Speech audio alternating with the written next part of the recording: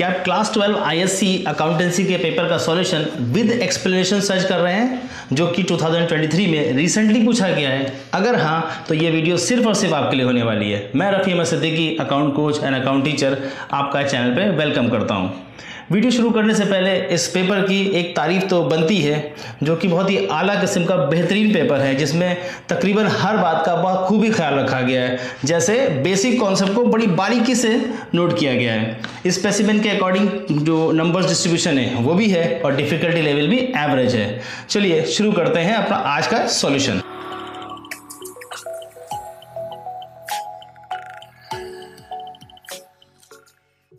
Question number 1 जिसका पहला MCQ है, first MCQ. Nikhil, Akhil and Ambar are partners in a firm. 3 partners हैं। At the time of Akhil's retirement, जब Akhil retired हो रहे हैं, Ambar take over furniture of 12,000 at 10,000। Ambar ने 12,000 के फर्नीचर को 10,000 रुपये में लिया है। अब आपको करेक्ट ऑप्शन सेलेक्ट करना है। देखिए, अगर आप सवाल को समझ लेंगे तो ऑप्शन आपको बिल्कुल समझ में आ जाएगा। 12,000 का फर्नीचर 10,000 में लिया मतलब 2,000 का लॉस हो रहा है। तो जिस ऑप्शन में रिवैल्यूएशन का लॉस 2,000 रुपये आएगा, यानी जहां पर रिवैल्यूएशन डेबिट होगा 2,000 रुपये से, बस वही करेक्ट ऑप्शन है। तो आपका करेक्ट ऑप्शन है डी, जिसमें अंबर के कैपिटल अकाउंट को डेबिट किया गया है 10,000 रुपये से, रिवैल्यूएशन को 2,000 से डेबिट किया गया है और फर्नीचर 12,000 से क्रेडिट किया है। क्योंकि फर्म से 12,000 रुपये का फर्नीचर जा रहा है लेकिन 10,000 रुपये में वो टेकन कर रहा है, तो 2,000 का लॉस भी है। D option correct answer. Question number 2, select the correct statement from the following options. आपको 4 ऑप्शन दिए, करेक्ट जो आपको सही लगे आप उस पर टिक करेंगे। तो जब आप अब इसमें चारों ऑप्शन को बहुत क्लियर करके पढ़ना है। Number 1, a debenture holder is entitled to receive dividend. अब जो डिबेंचर होल्डर होते हैं उनको इंटरेस्ट मिलता है, डिविडेंड नहीं मिलता। यानी जिस ऑप्शन में डिविडेंड होगा वो तो हो ही नहीं सकता, यानी पहला option wrong. A debenture holder is entitled to receive interest on his debenture from the company only if the company has made profit। तो कह रहे हैं कि डिबेंचर होल्डर जो को इंटरेस्ट तब मिलेगा जब कंपनी प्रॉफिट कमाएगी। जी नहीं, क्योंकि इंटरेस्ट ऑन डिबेंचर वो चार्ज अगेंस्ट प्रॉफिट होता है। चार्ज अगेंस्ट प्रॉफिट का मतलब चाहे कंपनी प्रॉफिट में हो चाहे लॉस में हो, उसको इंटरेस्ट देना ही पड़ेगा। तो यानी ये भी करेक्ट ऑप्शन नहीं है। A debenture holder is entitled to receive interest on his debenture from the company only after dividend has been paid by the company to its holder. बिल्कुल ये भी गलत है। क्यों गलत है? क्योंकि हमें शेयर होल्डर को डिविडेंड देने से पहले इंटरेस्ट चुकाना पड़ता है और यहां पे कह रहे हैं पहले डिविडेंड चुकाएंगे। नहीं, सी ऑप्शन भी गड़बड़ है। तो करेक्ट आंसर आपका डी ही होगा। A debenture holder is entitled to receive interest on his debenture from the company even if the company has incurred loss. Company को चाहे लॉस ही क्यों ना हो, इंटरेस्ट चुकाना ही पड़ेगा। तो डी ऑप्शन बिल्कुल सही जवाब है। थर्ड पॉइंट, थर्ड क्वेश्चन इसका, on the dissolution of the firm के डिसोल्यूशन पर partners Rex agree to take over the responsibility of completing the dissolution work at an agreed remuneration of ₹1,000। देखिए, जो remuneration तय होता है वही फर्म का एक्सपेंडिचर होता है। रिवैल्यूएशन अकाउंट में 1,000 रुपये ही डेबिट होना चाहिए and to bear all the realisation expenses, और सारे खर्चे बेयर करने की जिम्मेदारी भी ली है। The actual expenses amounted to ₹1,300 which were paid by the firm on Rex behalf। Rex के बिहाफ पे फर्म ने पे किया। इससे फर्क नहीं पड़ता है कि फर्म ने कितना पे किया, किसके बिहाफ पे पे किया। फर्म के लिए खर्चा कितना है? 1,000। What amount will be debited by the firm to the realisation account. Firm को रिलेशन अकाउंट में कितनी रकम डेबिट करने की? 1,000 डेबिट करनी पड़ेगी। इसलिए इसका ऑप्शन ए बिल्कुल सही है। पॉइंट इसका 4, question number 4, ABC Limited offered 60,000 shares of ₹10 each to the public. ABC limited ने 60,000 शेयर 10 रुपए वाले पब्लिक को ऑफर किए। Public applied for 1 lakh share. Company ने 1 लाख शेयर के लिए अप्लाई किया और ये केस होता है ओवर सब्सक्रिप्शन का। Company made pro rata allotment in the ratio of 3:2। Company ने 3:2 के रेशियो में प्रोराटा अलॉटमेंट कर दिया and remaining applicant were rejected and money refunded to the applicant. और जिनको शेयर्स अलॉट नहीं हुए उनके पैसे वापस कर दिए गए। On how many shares did the company refund the application money. कितनी एप्लीकेशन का पैसा कंपनी ने वापस किया, ये आपको जवाब देना है। तो इसका छोटा सा कैलकुलेशन समझ लिया जाए तो उसमें बहुत सही रहेगा। वैसे ऑप्शन बी सही है, 10,000 शेयर्स। मैं सॉल्यूशन को एक झलक आपको बोर्ड पे दिखा देता हूं। प्रोराटा अलॉटमेंट हुआ है, यानी कि एप्लीकेशन अपॉन अलॉटमेंट का जो ये फॉर्मूला अप्लाई करेंगे, यहाँ पे 3:2 का रेशियो बताया है, तो इस तरह से आप लिख सकते हैं। तो अब इसको यूज कैसे करना है ये समझ लें। 60,000 शेयर्स अलॉट किए जाएंगे तो आपको पता करना हो कितनी एप्लीकेशन यूज की गई। तो आप इसको ए अज्यूम कर लें तो ए इज इक्वल टू आप लिख सकते हैं 60,000 इंटू 3/2, तो ये आ जाएगा 90,000 शेयर्स। तो 90,000 शेयर्स पर 60,000 अलॉटमेंट किया गया, यानी 90,000 का 60,000 के रेशियो बना दिया गया। अब बात ये हो गई कि 10,000 शेयर्स को क्या कर दिया गया, रिजेक्ट कर दिया गया होगा, इसलिए आपका करेक्ट आंसर कितना है, ए।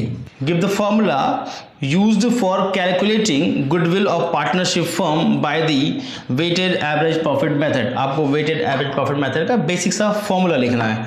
तो फॉर्मूला मैं बोर्ड पे दिखा रहा हूँ। Goodwill is equal two numbers of years purchased multiplied by weighted average profit।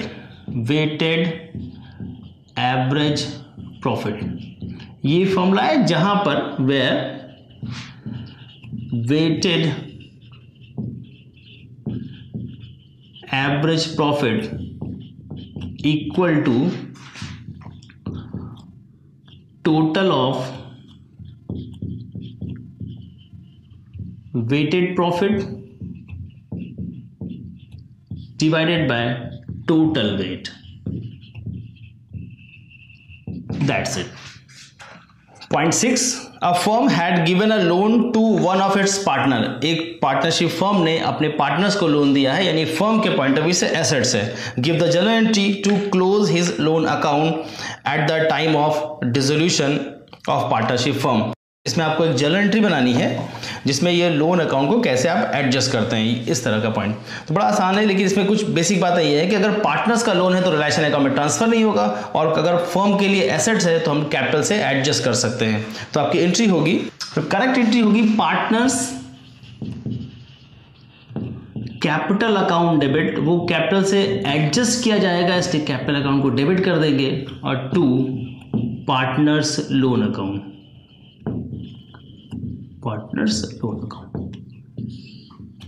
Question 1 का point 7, mention the heading and sub heading under which vehicles are shown in the balance sheet of a company prepared as per schedule 3 of the company act 2013।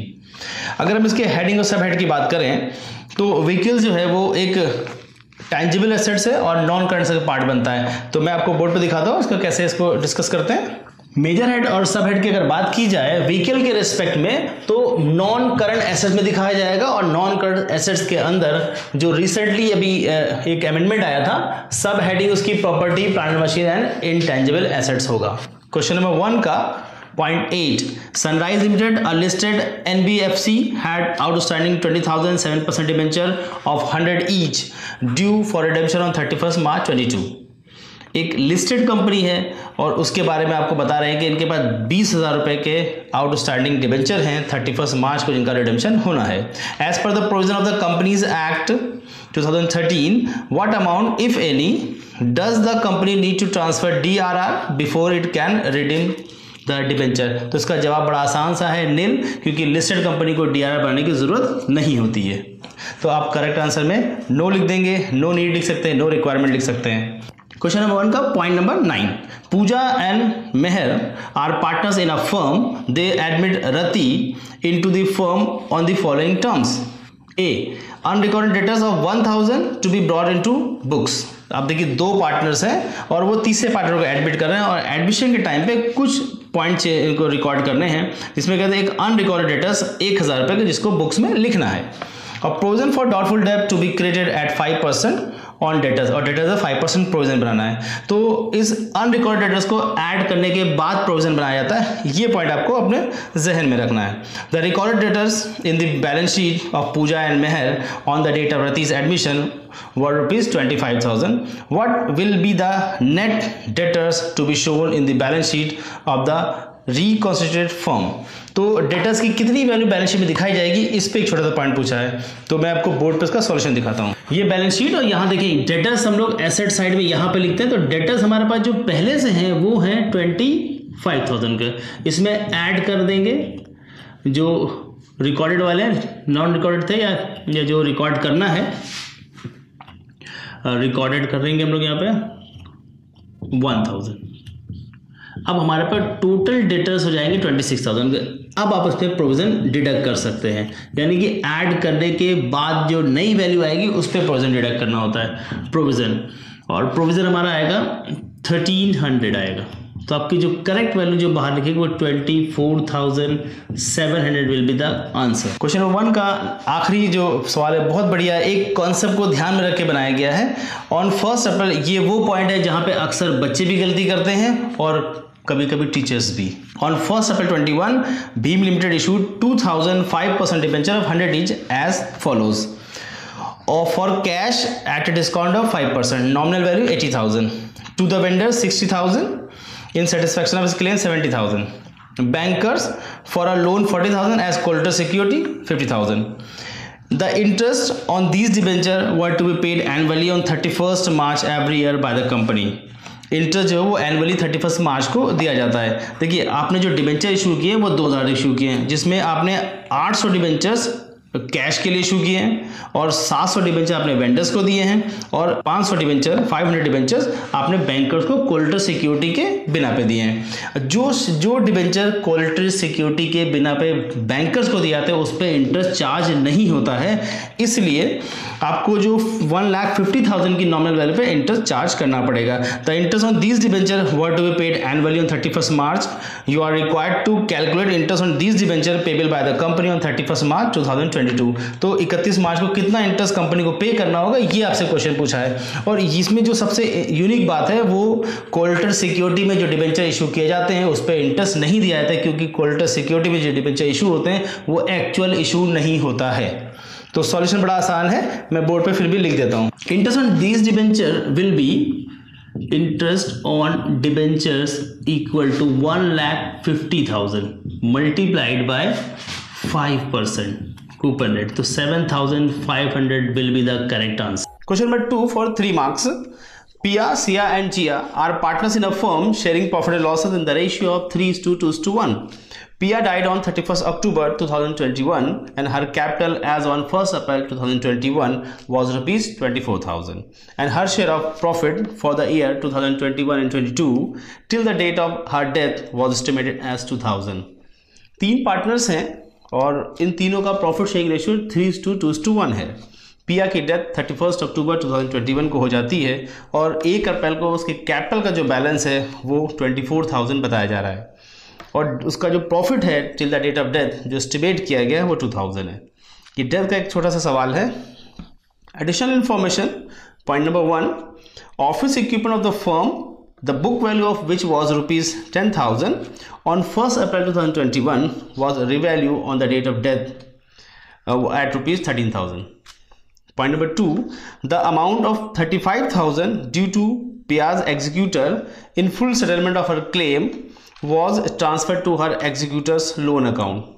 ये 2 additional point दिए जिसमें एक revaluation हो रहा है एक assets पे जिसमें 3,600 का प्रॉफिट होगा और दूसरा पॉइंट है कि 35,000 पिया के एग्जीक्यूटर को दिया जा रहा है, जबकि अगर हम अमाउंट चेक करेंगे तो 24,000 एक प्रॉफिट है, एक कैपिटल का बैलेंस है, फिर 2,000 का प्रॉफिट है, फिर एक 1,800 का प्रॉफिट में शेयर आ रहा है, तो 27,000 समथिंग हो रहा है और पेमेंट कर रहे हैं 35,000। जो एक्स्ट्रा पेमेंट कर रहे हैं वो गुडविल का है। यही जो पॉइंट है, ये जो हिडन गुडविल का पॉइंट है, यही बहुत इंपॉर्टेंट सा रोल प्ले करेगा। लास्ट में कह रहे हैं कि you are required to prepare Piyas capital account to be rendered to her executor. एक एग्जीक्यूटर अकाउंट को दिखाने के लिए एक पियास कैपिटल अकाउंट बनाना है। आप चलते हैं इसका सॉल्यूशन की तरफ। सॉल्यूशन में सबसे इंपॉर्टेंट जो रोल है वो फॉर्मेट का है। आप पहले फॉर्मेट बना लें, प्रॉपर स्केल पेंसिल लाइन खींच के फॉर्मेट बनाएं और फिर शुरू करें। हम लोग को पियास कैपिटल अकाउंट बनाना है और जब हम कैपिटल अकाउंट बनाएंगे तो सबसे पहला काम मेरा बैलेंस ब्रॉट डाउन करना होगा, तो मुझे बैलेंस लिख दिया, ठीक है। बैलेंस के बाद उसने जो प्रॉफिट बताया था करंट प्रॉफिट से पीएल सस्पेंस अकाउंट के नाम से लिखा जाता है, वो मैंने यहाँ पे लिख दिया। तीसरा पॉइंट, रिवैल्यूएशन अकाउंट पे प्रॉफिट आ रहा था 3,600 और उसमें से आधा शेयर इनका है, मैंने इनको शेयर दे दिया। और अगर आपको जरूरत लगती है तो आप रिवैल्यूएशन अकाउंट भी खोल सकते हैं। ये तो बड़ा बेसिक स्टेप थे। अब सवाल में कहता है कि ये सब तीनों चीजें इनको मिलने वाली हैं और हम इनको पेमेंट कितना कर रहे हैं, 35,000 पेमेंट करना है। तो जो एक्स्ट्रा पेमेंट कर रहे हैं यानी 35,000 में से इनको जब डिडक्ट करेंगे तो जो डिफरेंस आएगा वो 7,200 आएगा, ठीक है। इस 7,200 को ये दोनों पार्टनर्स अपने गेनिंग रेशियो में एडजस्ट करेंगे। तो कौन कौन एडजस्ट करेगा, एक सिया एडजस्ट करेंगी और जिया एडजस्ट करेंगी, ठीक है।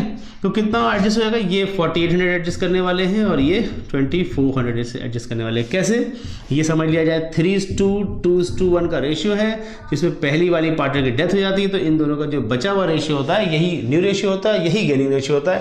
जैसे गेनिंग रेशियो भी यहाँ पे एडजस्ट कर देना है। तो 4800 ये एडजस्ट कर लेंगे और 2400 ये एडजस्ट कर लेंगे और आपका आंसर बिल्कुल कंप्लीट हो जाता है। 35,000 दोनों तरफ लिख दीजिए, बैलेंस इक्वल और यहाँ पे सॉल्व।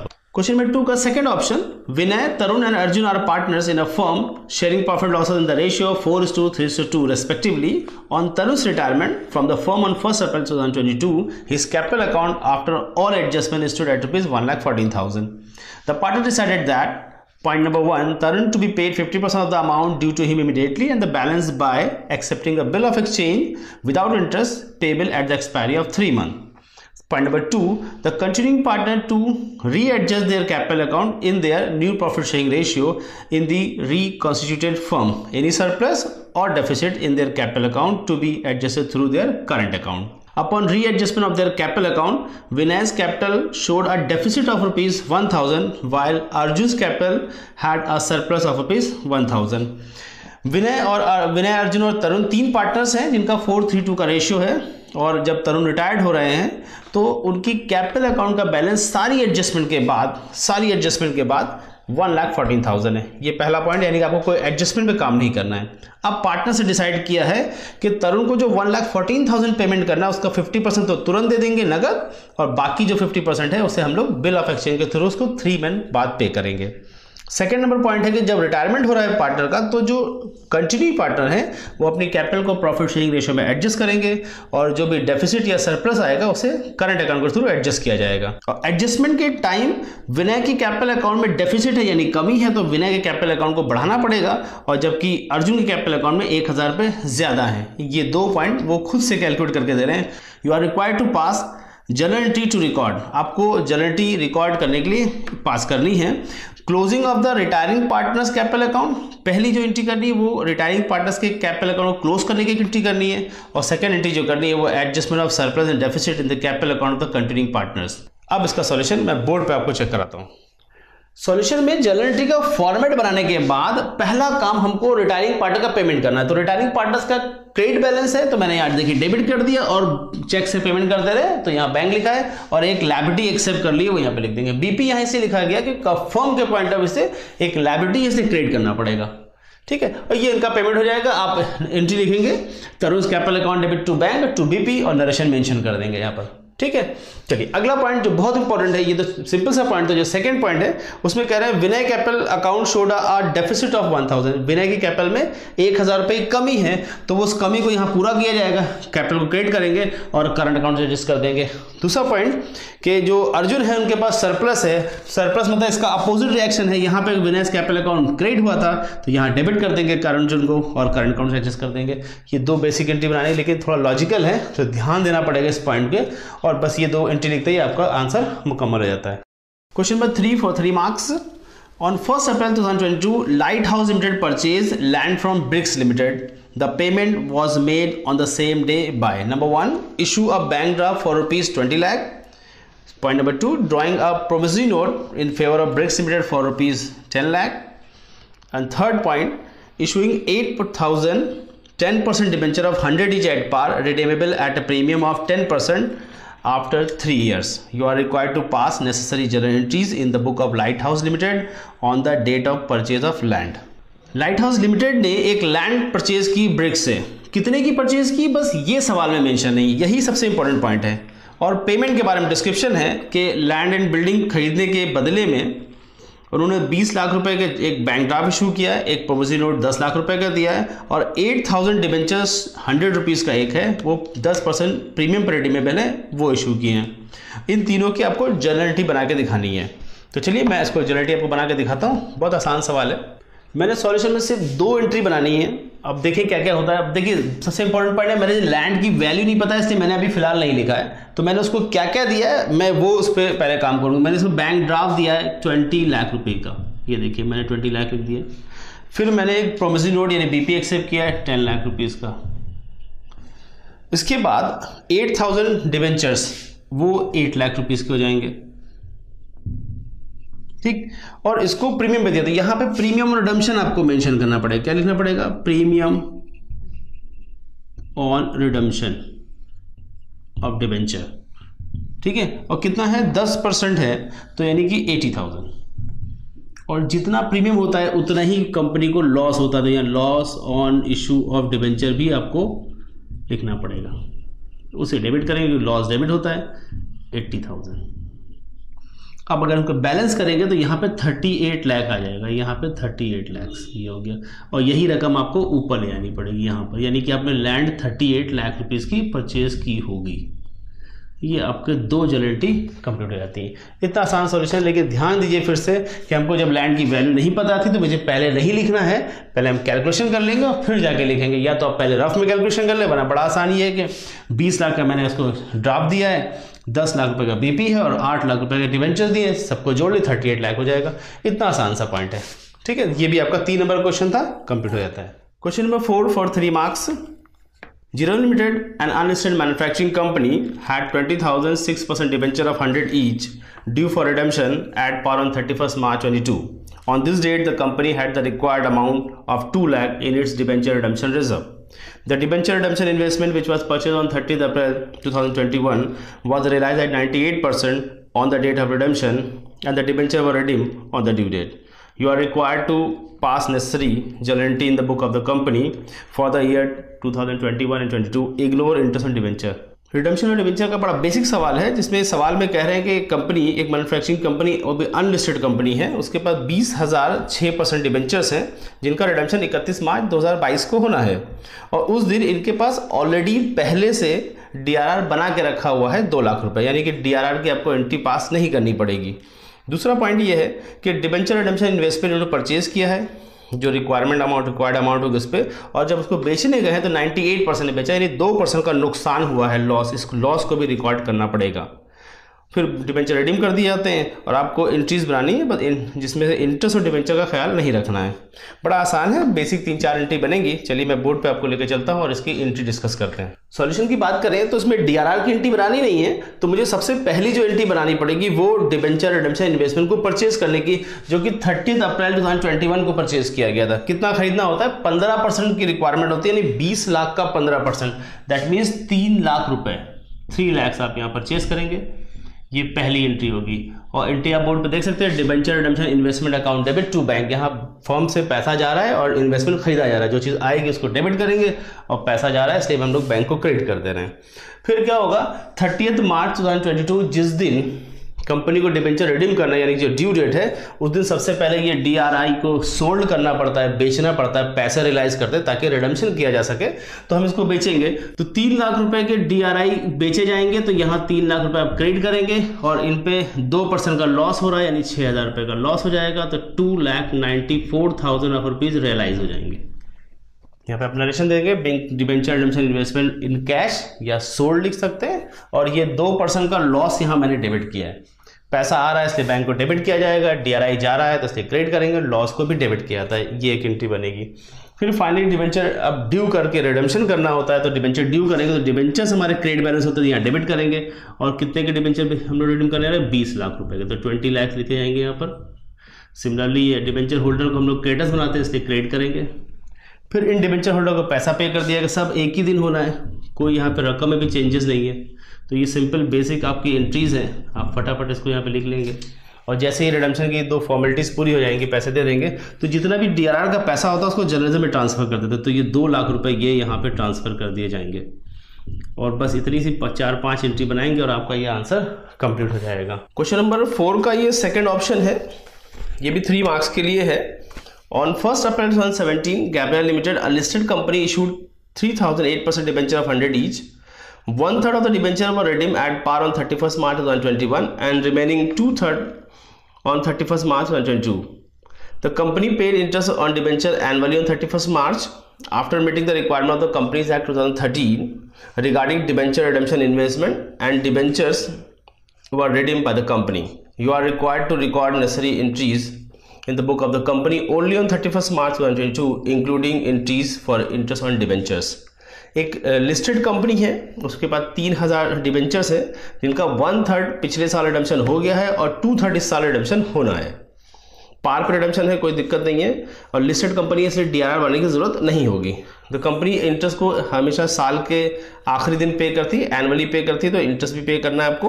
आफ्टर मीटिंग रिक्वायरमेंट, सारी रिक्वायरमेंट पूरी करने के बाद डिबेंचर का रिडम्पशन कर दिया गया है। और आपको जो भी एंट्री बनानी है वो 31 मार्च वाली बनानी है, यानी एक दिन जो 31 मार्च को जो एंट्री बननी है सिर्फ उनको ही आपको रिकॉर्ड करना है, जिसमें इंटरेस्ट ऑन डिबेंचर की एंट्री शामिल की जाएगी। बहुत आसान है, कोई बहुत मुश्किल पॉइंट नहीं, बस इंटरेस्ट का भी एक पॉइंट यहाँ पे डाला है इन्होंने, अच्छा है। चलिए हम लोग चलते हैं बोर्ड पे इसका सॉल्यूशन चेक करते हैं। क्वेश्चन नंबर 4 के सॉल्यूशन की बात की जाए, 3 मार्क्स का सवाल है तो 3-4 एंट्री लिखनी चाहिए, बहुत ज़्यादा बड़ा सवाल नहीं है। तो इसमें सवाल में सबसे जो इंपॉर्टेंट पॉइंट है वो उसमें ये कहा है कि 1/3 डिबेंचर ये ऑलरेडी पिछले साल रिडीम कर चुके हैं, तो इस साल 2/3 करना है। तो 2/3 करने का मतलब ये हुआ अगर 2 लाख के डिबेंचर्स हैं और 2 लाख के डिबेंचर्स का अगर हम 15% निकालते हैं DRI के पॉइंट ऑफ व्यू से तो वो हो जाते हैं 30,000 रुपये। तो इन्होंने 30,000 के डिबेंचर का इन्वेस्टमेंट कर रखा होगा, तो हम यहाँ पे क्या करेंगे, 30,000 रुपये के डिबेंचर को पहले इन कैश कराएंगे। अच्छा, दूसरी बात है कि ये लिस्टेड कंपनी है तो ये DRR तो बनाएंगे नहीं, इससे सबसे पहले शुरुआत हमारी यहाँ पे होगी bank account debit to debenture redemption investment, ये डिबेंचर रिडम्पशन इन्वेस्टमेंट को इन कैश कराया है। दूसरी बात आपसे सवाल में स्पेशली कहा था कि 31 मार्च 2022 की एंट्री करनी है, ओनली ऑन 31 मार्च 2022। इस पॉइंट को नोट करें, सिर्फ एक दिन की सारी एंट्रीज लिखनी है। तो मैंने पहला पॉइंट क्या करें, डिबेंचर के इन्वेस्टमेंट को जो हमने इन्वेस्टमेंट किया था उसको इन कैश करा लिया, अब ड्यू करेंगे। दूसरी बात है कि 31 मार्च को यानी 31 मार्च को इंटरेस्ट भी ड्यू होगा और डिबेंचर्स भी ड्यू होंगे, तो मैंने दोनों कंबाइन कर दिए। तो डिबेंचर्स हमारे पास कितने रुपए के, 2 लाख रुपए के, तो वो 2 लाख रुपए ले लेंगे और पार पे होना है, ये भी बात क्लियर है एकदम। और इंटरेस्ट कितना आएगा, 16,000 रुपये। 2 लाख रुपए की अमाउंट का 8% 16,000 रुपये, क्योंकि 3 लाख के टोटल डिबेंचर थे, 1 लाख के पिछले साल रिडीम हो गए तो उस पर इंटरेस्ट नहीं देना पड़ेगा। 2 लाख रुपए का 8% निकालेंगे, 16,000 रुपये, 16,000, ठीक है जी। तो कुल मिला के 2,16,000 आपके डिबेंचर होल्डर को ड्यू करेंगे और फिर यही रकम सेम डे हम इनको पे करा देंगे, 2,16,000। उसके बाद एक इंटरेस्टिंग पॉइंट ये है कि इसमें DRR को जर्नलिज्म में ट्रांसफ़र नहीं करना है। दूसरा पॉइंट ये बनता है कि ये जो इंटरेस्ट है इसको PL में ट्रांसफ़र ज़रूर करना पड़ेगा, तो 16,000 यहाँ ट्रांसफ़र कर देंगे और आपका ये पूरा का पूरा आंसर यहाँ पर कंप्लीट हो जाता है। क्वेश्चन नंबर 5 भी 3 मार्क्स के लिए है और इसमें कोई चॉइस भी नहीं है। Viraj, Harsh and Akhil are partners in a firm sharing profits and losses in the ratio of 4/9, 1/3 and 2/9। देखिए रेशियो को थोड़ा अलग तरीके से लिखा है। अखिल डाइड्स on 31 March 2022। Viraj acquired 4/9 of Akhil's shares and balance is acquired by Harsh. On the date of Akhil's death, it was decided to value the goodwill of the firm on the basis of 2 years purchase of average super profit. The average net profit made by the firm is 49,000 per annum. The remuneration of the partners considered as management cost is estimated to be 9,000 per annum. The total value of assets and liabilities of the firm is 2,20,000 and 80,000 respectively. The normal rate of return in the industry is 5%. You are required to calculate the gearing ratio of the continuing partners and the value of non-purchase goodwill of the firm. अगर हम इसकी expression की बात करें तो 3 partners हैं और इनका रेशियो जो है वो डिफरेंट तरीके से लिखा गया है। इसका या तो बेस बराबर कर लें थोड़ा सा, लेकिन समझ लेंगे। अखिल की डेथ 31 मार्च को हो जाती है। विराज एक जो कंटिन्यूइंग पार्टनर्स है वो 4/9 ऑफ अखिल शेयर एक्वायर कर रहा है। वो जो ले रहे हैं वो 4/9 ले रहे हैं और रिमेनिंग ले रहे हैं 5/9 लेगा। सिंपल सी बात है।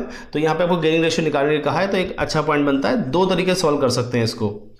On the date of Akhil's death, जिस दिन अखिल की डेथ हो रही है उस दिन गुडविल की वैल्यूएशन करनी है सुपर प्रॉफिट के बिना पर या बेस पर, ठीक है जी। यहाँ पर आपको सवाल में एवरेज नेट प्रॉफिट 49,000 दिया, इसमें पार्टनर्स का वैल्यूएशन भी कंसिडर करने को कह रहे हैं 9,000 रुपये का।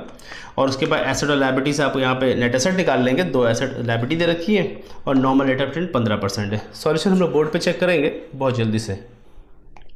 क्वेश्चन नंबर 5 में जो गेनिंग रेशियो निकालना है, इसके निकालने के कई तरीके हो सकते हैं। मैं पहला सबसे आसान तरीका ये डिस्कस करता हूँ यहाँ पर। तो विराज का गेन निकालेंगे और सवाल में कहा है विराज एक्वायर 4/9 ऑफ अखिल शेयर। तो ये अखिल का शेयर हो गया, ये 4/9 उसने एक्वायर किया है। आप इसे कैलकुलेट करेंगे तो 8/80 बना जाएगा। सिमिलरली अगर एक बंदा 4/9 एक्वायर करता है तो दूसरा 5/9 एक्वायर करेगा और ये अखिल का शेयर है 5/9 करेंगे तो 10/81 हो जाएगा।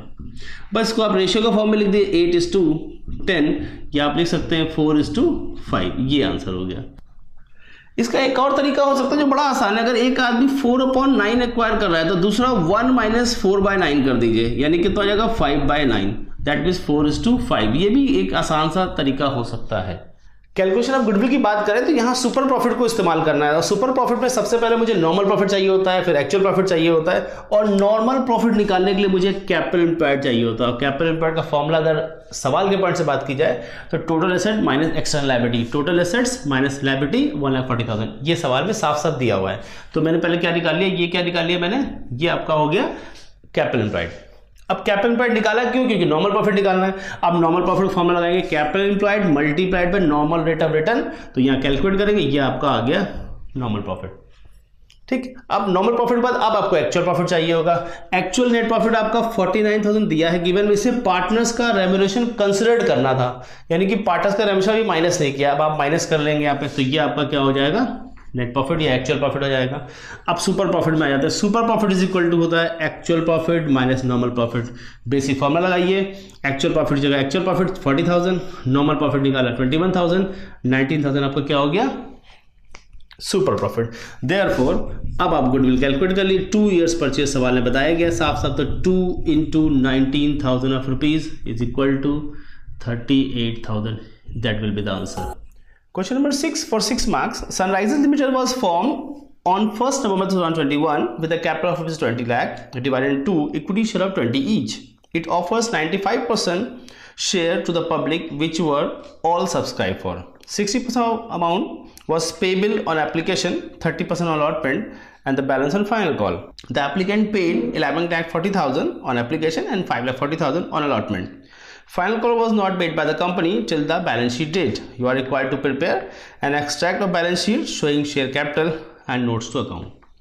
सवाल में कहा है कि एक सनराइज लिमिटेड का जो गठन हो रहा है वो 1 नवंबर को हो रहा है और 20 लाख के कैपिटल के साथ, जबकि एक शेयर की वैल्यू 20 रुपये बताई जा रही है, और 95% ऑफ द शेयर्स को इन्होंने सब्सक्राइब करने के लिए पब्लिक को ऑफर किया है, और जिसका 60% यानी कि 20 रुपये का 60% 12 रुपये एप्लीकेशन के साथ मांगे जाएंगे। 30 का मतलब होता है कि 6 रुपये आप अलॉटमेंट में देंगे, और जो बाकी पैसे बचेंगे वो आप फाइनल कॉल के साथ देंगे। और एप्लीकेशन जो रिसीव हुई है वो 11,40,000 रुपये रिसीव हुई है। अब आपको ये पता करना पड़ेगा कि फेयर सब्सक्रिप्शन है, ओवर सब्सक्रिप्शन है या अंडर सब्सक्रिप्शन है। फिर 5,40,000 अलॉटमेंट मिला है। अब यहाँ भी पता करना पड़ेगा एरियर कितना हुआ है, और फाइनल कॉल नहीं की गई है, और आपको बैलेंस शीट बनाकर दिखानी है, और जिसमें शेयर कैपिटल के पॉइंट को खासकर शो करना है। नोट्स टू अकाउंट भी बनाना है। सवाल बहुत आसान है, बस बैलेंस शीट में दिखाना है कि शेयर कैपिटल को किस तरह से शो करना है नोट्स टू अकाउंट के साथ। तो चलिए मैं बोर्ड पर आपको बैलेंस शीट बना के दिखाता हूँ। सॉल्यूशन में मैंने सब कुछ फॉर्मेट और सब रेडी करके रखा हुआ है। देखिए ये बैलेंस शीट बना दी है, नोट्स टू अकाउंट रेडी है। देखिए बैलेंस शीट में सिर्फ और सिर्फ आपको क्या दिखाना है कि सिर्फ यहाँ पे एक एक्सट्रैक्ट मांगा है आपसे। एक्सट्रैक्ट का मतलब है सिर्फ एक पार्ट या एक अंश आपको दिखाना पड़ेगा। तो सबसे पहले बैलेंस शीट में हमने इक्विटी लायबिलिटी का हेड खोला, उसके अंदर शेयर होल्डर फंड, और शेयर होल्डर फंड के अंदर शेयर कैपिटल। अब यहाँ कैपिटल कितनी होनी है ये आपको नोट्स टू अकाउंट में पता चलेगा। तो ये इतनी से बैलेंस शीट बननी है, और इसका नोट्स टू अकाउंट ये नीचे रहा। नोट्स टू अकाउंट में हम शेयर कैपिटल को डिस्क्लोज करेंगे। शेयर कैपिटल में सबसे पहले ऑथराइज कैपिटल, तो जब आप सवाल पढ़ेंगे तो 20 लाख की ऑथराइज कैपिटल है, 1 लाख इक्विटी शेयर 20 रुपये वाले, और ये आपका 20 रुपये हो गया। और इसकी ये डबल लाइन इसलिए खींच देते हैं, इसको काउंट नहीं करना होता है, खाली सिर्फ बैलेंस शीट में दिखाना होता है। उसके बाद इशूड कैपिटल 95% शेयर इशू हुए थे, तो 1 लाख का 95% 95,000, 20 रुपये का शेयर 19 लाख रुपए। ये भी बड़ी आसान सी बात है। अब अगले पॉइंट में आते हैं। यहाँ पर सब्सक्राइब कैपिटल में 2 पार्ट होते हैं, subscribe but not fully paid up, subscribe and fully paid up. आप सवाल में देखेंगे तो उसमें फाइनल कॉल की नहीं है, इसलिए फुल्ली पेड अप तो होगा नहीं, मैंने डैश कर दिया है। नॉट फुल्ली पेड अप में 95,000 शेयर्स पर 18 रुपये करके मांगेगा, 17,10,000 रुपये हो जाते हैं। उसके बाद उसमें 30,000 का कॉल से एरिया रहता है, वो मैंने माइनस कर दिया, तो 16,80,000 रुपये। यही 16,80,000 रुपये यहाँ से उठाएंगे और लाख प्लेस कर देंगे, और आपकी बैलेंस शीट रेडी हो जाएगी। That's all. Question number 7 for 6 marks. Meeta and Sita, sharing profit in the ratio of 2:1, decided to dissolve their partnership firm on 31st March 2022, on which date their balance sheet was as under. 2 partners हैं, उनका profit sharing ratio 2:1 है, firm को dissolve करने जा रहा है, उस दिन बैलेंस शीट दी गई। बैलेंस शीट में क्या क्या है? Creditors, Sita sons loan, bank overdraft और capital. Land building asset side में प्लांट मशीनरी, स्टॉक, डेटा से प्रोविजन है, और बैंक बैलेंस। एडिशनल इन्फॉर्मेशन में लिखा है the partnership was dissolve on the date of balance sheet subject to following adjustments. Number 1, trade creditors accepted plant and machinery at an agreed valuation of 10% less than the book value, and the balance in cash in full settlement of their claim. Second number point पे debtors of rupees 1,000 proved bad.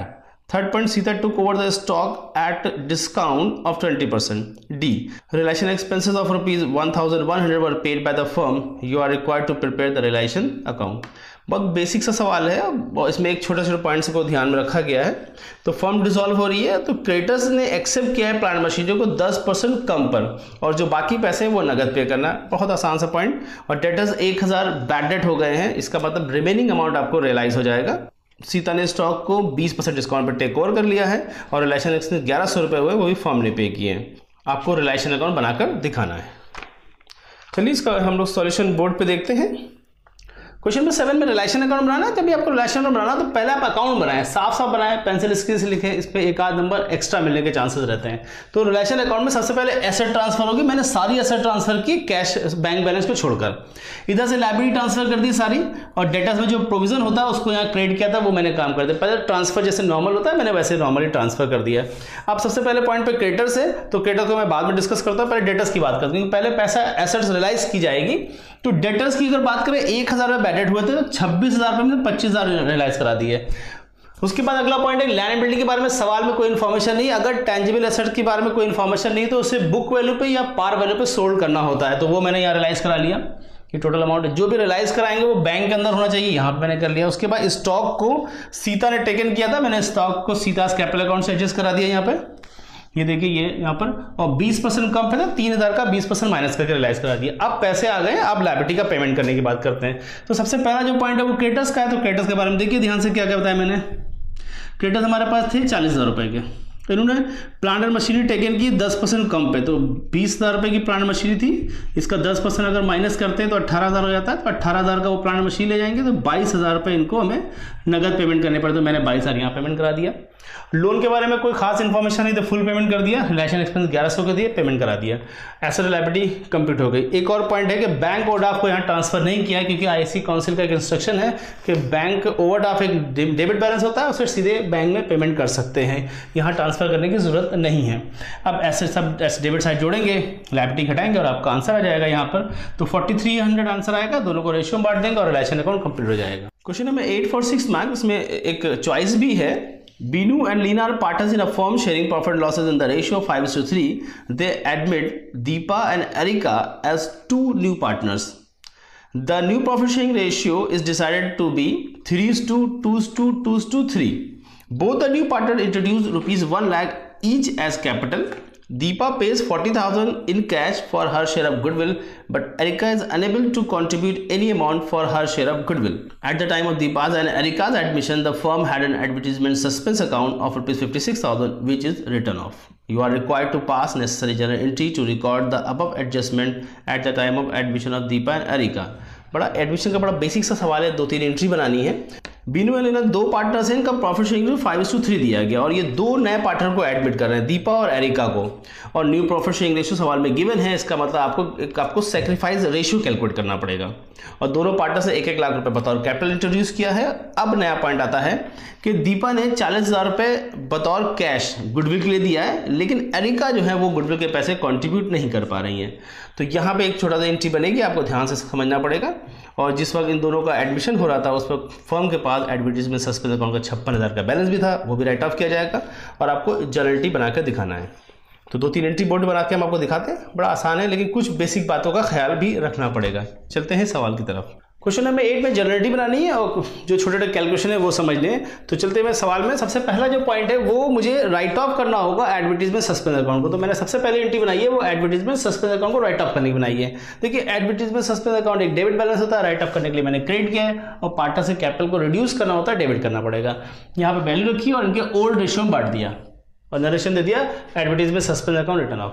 बहुत आसान है, कोई मुश्किल बात नहीं है। ये जितने भी बैलेंस शीट के आइटम्स होते हैं जो राइट ऑफ करने होते हैं या ट्रांसफर करने होते हैं, पहले एंट्री उसकी ही करनी चाहिए। अब आते हैं जो नया पार्टनर्स एडमिट हो रहे हैं उनके बारे में। तो 2 पार्टनर इस बार एडमिट हो रहे हैं, दोनों कैपिटल लेके आए 1-1 लाख रुपए, और एक पार्टनर गुडविल के पैसा लेके आया। तो एक एंट्री बनाएंगे, bank account debit to partners capital account to premium for goodwill. तो 2 पार्टनर्स है, दोनों को डेबिट क्रेडिट करेंगे, प्रीमियम फॉर गुडविल का पैसा आ रहा है उसे क्रेडिट करेंगे और सब जोड़कर 2,40,000 दिखा देंगे। ये सेकंड एंट्री हो गई। अब जो सबसे इंपॉर्टेंट पॉइंट वो ये है कि ये गुडविल की जो पैसे जब पार्टनर से बांटे जाते हैं तो सैक्रिफाइस रेशियो का इस्तेमाल होता है। दूसरा पॉइंट है कि एक पार्टनर गुडविल का पैसा लाया है, दूसरा पार्टनर गुडविल का पैसा नहीं लाया है, तो जो पैसा गुडविल का नहीं लाएगा उसको करंट अकाउंट से एडजस्ट करेंगे। वो भी मैंने एंट्री में लिख दिया है। अब इसका थोड़ा सा कैलकुलेशन मैं आपको और समझाता हूँ। चलिए, तो पहला पॉइंट हम लोग क्या निकालेंगे, सवाल में क्योंकि न्यू रेशियो दिया हुआ है तो इसलिए हम लोग सैक्रिफाइस रेशियो निकालेंगे। चलिए देखिए मेरे साथ sacrifice ratio, old ratio minus new ratio formula होता है। तो सैक्रिफाइस कौन कर रहा है, बीनू कर रही है।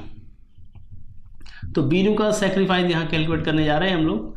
तो बीनू का सैक्रिफाइस जब निकालेंगे तो इनका ओल्ड रेशियो था 5/8, न्यू रेशियो हो गया है 3/10। एलसीएम ले लीजिए तो आ जाएगा 40, ठीक है। तो 40 आएगा तो यहाँ पर आपका हो जाएगा 525 माइनस 12 इज इक्वल टू 13/40। इसी तरह से दूसरे पार्टनर्स का नाम लीना है, लीना का सैक्रिफाइस निकालेंगे। लीना का ये रहा सैक्रिफाइस, ठीक है। तो इनके पास कितना था, पहले 3/8 हुआ करता था, माइनस कर देंगे 2/10 और एलसीएम यहाँ भी कितना लेंगे, 40 एलसीएम लेंगे। तो जब हम इसको कैलकुलेट करेंगे तो आप देखेंगे तो 5 3 15 माइनस 8 तो हो जाएगा 7/40। तो दैट मीन्स अगर आप देखें तो सैक्रिफाइस रेशियो मेरा बनता है 13:7।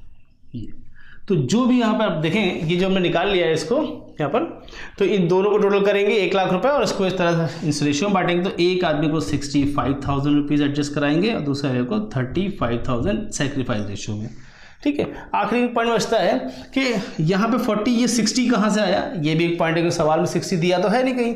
तो देखिए अगर हम इसको बात को डिस्कस करें यहाँ पर, तो 2/10 के लिए अगर किसी को 40,000 रुपये लाने होते हैं तो 3/10 के लिए कितना होगा, तो 40,000 डिवाइड बाई 2/10 इंटू 3/10। तो ये 10 कैंसिल हो जाएगा तो आंसर कितना आ जाएगा, 60,000 आ जाएगा। या आप एक काम कर सकते हैं कि यहाँ से टोटल गुडविल निकाल लीजिए और फिर उसमें 3/10 निकालें, वो भी तरीका हो सकता है। और दूसरी बात है 2 और 3, 2 3 2 का टेबल पढ़ेंगे, 2 2 4, 2 3 6, तो ऐसे भी थोड़ा सा लॉजिक भी बना सकते हैं। तो यहाँ पे आपका ये कंप्लीट हो जाता है। क्वेश्चन नंबर 8 का ये सेकंड ऑप्शन है, ये भी 6 मार्क्स के लिए। Greg and Rohit are partners in a firm sharing profit loss in the ratio of 2:3 and their balance sheet on 31st March 2022 was given below. In their balance sheet there are creditors, outstanding salary, general reserve and capitals are there. And the asset side, goodwill, office equipment, debtors, less provision for doubtful debts and cash. On 1st April 2022, they admit Kunal as a new partners on the following terms. Number 1, the new profit sharing ratio of Greg, Rohit and Kunal to be 5:3:2. Kunal to bring his share of capital of 25,000 and her share of goodwill of 5,000 in cash. And the office equipment to be valued at 42,000. You are required to prepare partners capital account. तो अगर सवाल को explanation की बात करें तो दो partners हैं, उनका 2:3 का रेशियो दिया और एक बैलेंस शीट दिया। बैलेंस शीट में कुछ ऑब्जर्व करने वाली चीज़ें होती हैं, जैसे जनरल रिजर्व और डेटर्स में पहले से प्रोविजन लगाए, गुडविल भी मेंशन है, बाकी सब नॉर्मल सा सवाल है। उसके बाद ये कुणाल को एडमिट कर रहे हैं और एडमिट करते हैं इनका जो न्यू प्रॉफिट शेयरिंग रेशियो है वो 5:3:2 बता रहे हैं। जैसे सवाल में न्यू रेशियो मिलेगा आपको सैक्रिफाइस रेशियो कैलकुलेट करना पड़ेगा। कुणाल 25,000 रुपये बतौर कैपिटल लाएंगे और 5,000 रुपये गुडविल के देंगे और एक ऑफिस इक्विपमेंट को रिवैल्यू किया जाएगा और आपको पार्टनर्स कैपिटल अकाउंट बना के दिखाना है। जब यहाँ पे हम सैक्रिफाइस रेशियो निकालेंगे तो ध्यान रखना पड़ेगा, अगर गेन आता है तो वहाँ पे आपको एक एंट्री एक्स्ट्रा पास करनी पड़ेगी। पर इसी पॉइंट पे जोर दिया गया है, मुझे लगता है जब हम लोग सॉल्यूशन करेंगे वहाँ पे डिस्कस करते हैं। चलिए हम लोग सॉल्यूशन की तरफ चलते हैं। क्वेश्चन नंबर 8 का ये सेकंड ऑप्शन है और इसमें पार्टनर्स कैपिटल अकाउंट बनाने कहा गया है। तो चलिए देखते हैं कैसे बनाते हैं हम लोग इसको।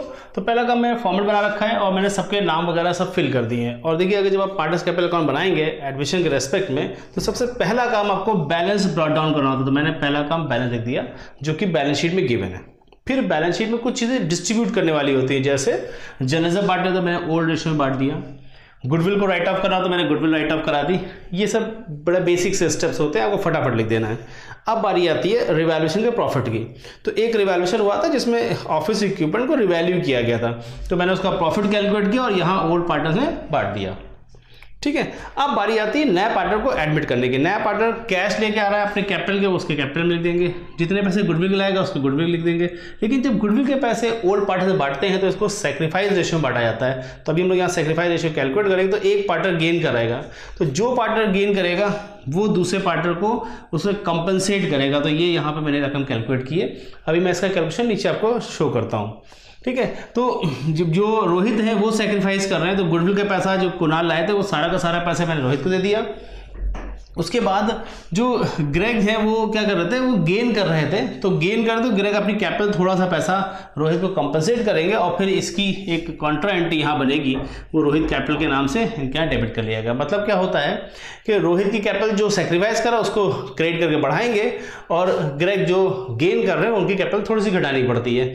इसका भी हम कैलकुलेशन आपको बोर्ड पर दिखा रहे हैं। फिर उसके बाद फिर आप बैलेंसिंग करेंगे, आपके ये सारे आंसर आ जाएंगे और आपका जवाब कंप्लीट हो जाता है।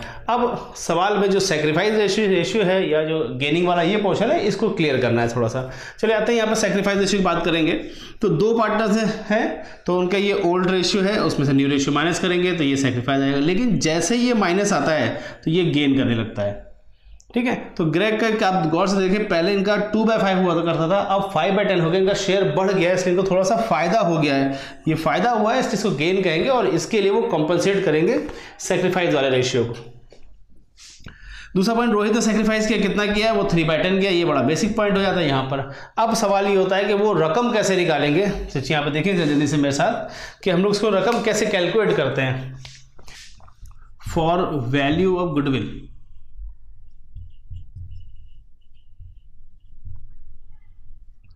फॉर गेनिंग 1/10 कैसे कैलकुलेट करेंगे, ये कैलकुलेशन यहाँ चेक कर लेते हैं हम लोग। देखिए बड़ा आसान एक तरीका ये होता है कि जो ये 5000 जो आप देख रहे हैं, ये जो लेकर आए वो 2/10 के लिए है, तो 1/10 के लिए कितना होगा, इस तरह से आप इसे कैलकुलेट कर लें तो ये कैलकुलेट करें 2500 आ जाएगा आपका। Question number 9 for 10 marks. The fixed capital account of Shiv, Azim and Angad sharing profit loss in the ratio of 2:1 stood at 4 lakh, 6 lakhs and 2 lakh respectively. The account for the year ending 31st March 2022 drawn up and closed. The current account balance of the partners were determined to be Shiv 35,000, Azim 40,000 and Angad 25,000. Subsequently, the following error were discovered on 1st April 2022. Number 1, interest on capital at the rate 10% per annum had been allowed to the partners, although there was no provision for it in the partnership deed. Point number B, salary for 16,000 per annum to Shiv and 20,000 per annum to Azim was not allowed to them despite a provision for salary in the partnership deed. Point number C, commission of rupees 24,000 was not allowed to Angad despite a provision for commission in the partnership deed. You are required to prepare the adjusted current account of the partners on 1st April 2022 to rectify the lapse in accounting. बहुत बेहतरीन से सवाल। इसमें 3 partners हैं, शिव, अजीम और अंगद। उनकी fix capital बताई गई है 4 लाख, 6 लाख एंड 2 लाख रेस्पेक्टिवली, और प्रॉफिट शेयरिंग रेशियो 2:1 का बता रहे हैं। फिर इनका करंट अकाउंट के बैलेंसेस बताए गए, अकाउंट जब क्लोज होगा तो कुछ बैलेंसेस आ रहे हैं करंट अकाउंट के, वो बता रहे हैं। फिर उसके बाद इनको एक एरर डिस्कवर्ड होती है, जो एरर है उसको रेक्टिफाई करना है। यहाँ पे से सवाल आपका मेनली शुरू होता है। इंटरेस्ट ऑन कैपिटल जो कि 10% पर एनम है, पार्टनर्स को अलाउ कर दिया, लेकिन पार्टनरशिप एग्रीमेंट में ऐसा कोई प्रोविजन नहीं था, तो इसको आपको रिवर्स करना पड़ेगा। बी पार्ट में 2 पार्टनर को सैलरी देनी थी और वो दी नहीं गई, जबकि प्रोविजन इसके बारे में मेंशन है पार्टनरशिप एग्रीमेंट में। सी पॉइंट में 24,000 रुपये कमीशन अलाउ किया था अंगद को, वो भी नहीं दिया गया है, वो भी आपको रिकॉर्ड करना पड़ेगा। इन तीनों एरर को थोड़ा सही करना है, उसके बाद आपको एक करंट अकाउंट बना के दिखाना है। चलिए इसके सॉल्यूशन को हम लोग बोर्ड पे चेक करते हैं। एक बेहतरीन सवाल है 10 नंबर के लिए। क्वेश्चन नंबर 9 में एक एडजस्टमेंट टेबल बनानी है और एक करंट अकाउंट बना के दिखाना है। चलिए मैंने सब कुछ सवाल पर रेडी रखा हुआ है, आप जब फटाफट देखें। एडजस्टमेंट टेबल बनाएंगे हम लोग, नाम पता मैंने लिख दिया। देखिए इंटरेस्ट ऑन कैपिटल के बारे में कहा था कि उन्होंने अलाउ कर दिया, जबकि उसको रिवर्स करना था। तो देखिए इंटरेस्ट ऑन कैपिटल अपने आप में क्रेडिट होता, तो यहाँ पे हम इसको डेबिट करेंगे, और ये इंटरेस्ट ऑन कैपिटल इनकी फिक्स कैपिटल पे कैलकुलेट कर लिया मैंने 10% के हिसाब से। फिर सैलरी प्रोवाइड करनी थी, सैलरी देनी थी, तो सैलरी को क्रेडिट किया जाएगा, यहाँ क्रेडिट करेंगे, रकम कैलकुलेट करके यहाँ लिखा जाएगा। फिर कमीशन देना था अंगद को, वो भी हम यहाँ पे क्रेडिट करेंगे। अब इन सारी तीनों जो एरर्स हुई है इनको एक करेंगे, इसको टोटल कह देंगे और जोड़ेंगे। देखिए ये डेबिट है, ये क्रेडिट है, तो ये आंसर जो आपका डेबिट का निकल के आएगा। ये डेबिट है, ये क्रेडिट है, तो ये आपका कौन सा आएगा, डेबिट का आएगा। इसमें आप देखेंगे तो क्रेडिट बड़ा है तो आंसर क्रेडिट का लिखा जाएगा, और ये भी आपका डेबिट का टोटल होगा, क्योंकि डेबिट बड़ा है इसलिए आंसर डेबिट का। अब अगर ये डेबिट आएगा, ये जो अमाउंट डेबिट आएगा, तो इसी को हमें रिवर्स करना होता है, बांटना पड़ता है। तो यहाँ पे हम क्रेडिट करेंगे, वो भी प्रॉफिट शेयरिंग रेशियो में। मतलब अब तक के जो गलती हुई है वो 60,000 रुपये की गलती हुई थी, हम उसको प्रॉफिट लॉस रेशियो में रिवर्स कर देंगे। डेबिट आएगा तो क्रेडिट करेंगे, क्रेडिट आएगा तो डेबिट करेंगे। अब देखिए यहाँ पर ये डेबिट है, ये क्रेडिट है, तो ये ऑलरेडी कैंसिल हो जाएगा, नील। यहाँ डेबिट है, ये क्रेडिट है, तो यहाँ 16,000 बचेगा, लेकिन डेबिट का बचेगा। यहाँ पर अगर आप देखेंगे तो 16,000 बचेगा, लेकिन क्रेडिट का बचेगा, और ये हम हमेशा नील हो जाना चाहिए। ठीक, अब यहाँ पे एक एंट्री बनती है जिसमें अजीम के करंट अकाउंट को डेबिट किया जाएगा और अंगद के करंट अकाउंट को क्रेडिट किया जाएगा। और मैं करंट अकाउंट इसलिए बोल रहा हूँ कि कैपिटल फिक्स्ड है ये, तो मेरी एक एंट्री बन गई Azim's current account debit to Angad current account. और अब इसी पर्टिकुलर एंट्री को उठा के इनके करंट अकाउंट में पोस्ट करके एडजस्टेड करंट अकाउंट बनाना है। तो यहाँ देख लें आप, अजीम के करंट अकाउंट को डेबिट करेंगे और अंगद को क्या करेंगे, क्रेडिट करेंगे। चलिए ये कॉन्ट्रा एंट्री है। अब पार्टनर्स करंट अकाउंट में आते हैं तो सबसे पहला काम करंट अकाउंट बैलेंस लिख दिया, और करंट अकाउंट को मैंने आपको बताया था कि इसमें कोई भी डेबिट क्रेडिट नहीं बोला है, तो मैंने इसे क्रेडिट कंसिडर किया हुआ है। ठीक है, तो यहाँ पे जाएंगे, आप देखेंगे तो अंगद को क्रेडिट करना, तो बाय अजीम कैपिटल लिखा जाएगा, बल्कि अजीम करंट अकाउंट लिखा जाएगा क्योंकि करंट अकाउंट में हम लोग काम कर रहे हैं अजीम। और अंगद के यहाँ कितना लिखेंगे, 16,000 रुपीज़। और सिमिलरली इसकी एक अपोजिट एंट्री या कॉन्ट्रा एंट्री यहाँ पे अंगद करंट अकाउंट लिखेंगे और अजीम के खाते में 16,000 डाल दिया जाएगा। और फिर आप इसका बैलेंस कर लीजिए, जो बैलेंस शीट आ जाएगा, बस वही आपका आंसर है और आपका ये करंट अकाउंट कंप्लीट हो जाता है। तो देखिए 35,000 यहाँ पे और 35,000 यहाँ पे, क्योंकि यहाँ कोई चेंज हुआ नहीं तो यहाँ भी 35,000 रहने दीजिए। ठीक है, इसको जोड़ेंगे तो ये 40,000 हो जाएगा टोटल, और 40,000 में से हम 16 को रिमूव कर देंगे तो यहाँ 24,000 बच जाएगा। इधर 41,000 टोटल आ रहा है, यहाँ भी 41,000 लिखिए, और ऊपर कुछ है नहीं तो ये भी रकम आ जाएगा, और यहाँ पे आपका सॉल्यूशन कंप्लीट हो जाता है। क्वेश्चन नंबर 9 का ये सेकंड ऑप्शन है और ये भी 10 मार्क्स के लिए। Ruma and Neha started business on 1 April 2021 with fix capital of 4 lakh and 3,50,000 respectively. On 1 October 2021, they decided that their capital fixed should be 8 lakh in their profit sharing ratio of 3:2. Accordingly, they introduced extra capital or withdrew excess capital. Their partnership deed provide for the following. Number 1, interest on capital to be allowed at the rate 10% per annum. A monthly salary of 1,000 each to be allowed to both Ruma and Neha. C, interest on drawing to be charged at the rate 18% per annum. Ruma had withdrawn 12,000 during the year as per partnership deed. The interest on her drawing amounted to 1,080 to be charged from her. During the year ending 31st March 2022, the firm earned a net profit of ₹2,04,000 before charging manager commission of ₹2,0400 and interest on bank loan of 4,000. You are required to give journal entry to close Ruma's drawing account. Second, prepare PL appropriation account for the year ending 31st March 2022. बहुत अच्छा सा सवाल, fundamental का basic सवाल। रूमा और Neha 2 partners हैं, उनकी fix capital 4 lakh रुपए और 3.5 लाख रुपए सवाल में दी गई है। 1 अप्रैल को उन्होंने डिसाइड किया कि उनकी टोटल कैपिटल 8 लाख रुपए प्रॉफिट शेयरिंग रेशियो में अरेंज कर दी जाए, दैट इज 3:2। और उसका अगर ज़रूरत पड़े तो पैसे निकाल लें और अगर कम है तो आपको एक्स्ट्रा पैसे लगाने पड़ेंगे। ये बेसिक से पॉइंट्स होते हैं। ऐसे पार्टनरशिप एग्रीमेंट में बड़े फंडामेंटल्स पॉइंट है। नंबर 1, इंटरेस्ट ऑन कैपिटल 10% है, मंथली सैलरी देनी दोनों पार्टनर्स को 1,000 रुपये के हिसाब से, और ड्राइंग 18% पर एनम के हिसाब से चार्ज किया जाएगा। रूमा ने 12,000 रुपये ड्राइंग की है। देखिए यहाँ पे एक ही पार्टनर की ड्राइंग थी, दूसरे की ड्राइंग के बारे में इन्फॉर्मेशन नहीं है, और रूल के हिसाब से 1080 उस पर इंटरेस्ट चार्ज किया जाएगा। और साल भर के एंड में 2,04,000 का प्रॉफिट कमाया है, लेकिन मैनेजर कमीशन 20,400 नहीं दिया गया और बैंक लोन 4,000 माइनस नहीं किया गया, वो भी आपको एडजस्ट करना पड़ेगा। अब आपसे कहा जाता है कि आपको एक जर्नल बनानी है जिसमें रूपास की ड्राइंग अकाउंट को बंद करना है, और ये बड़ा महीन सा पॉइंट है, और एक PL एप्रोप्रिएशन अकाउंट बनाना है जो कि 31 मार्च 2020 को एंड होगा।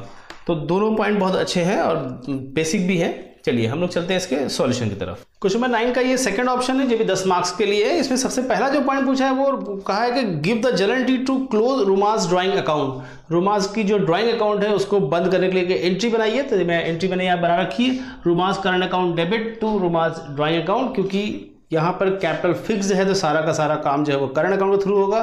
तो यहाँ पे मैंने इसलिए करंट अकाउंट को डेबिट किया।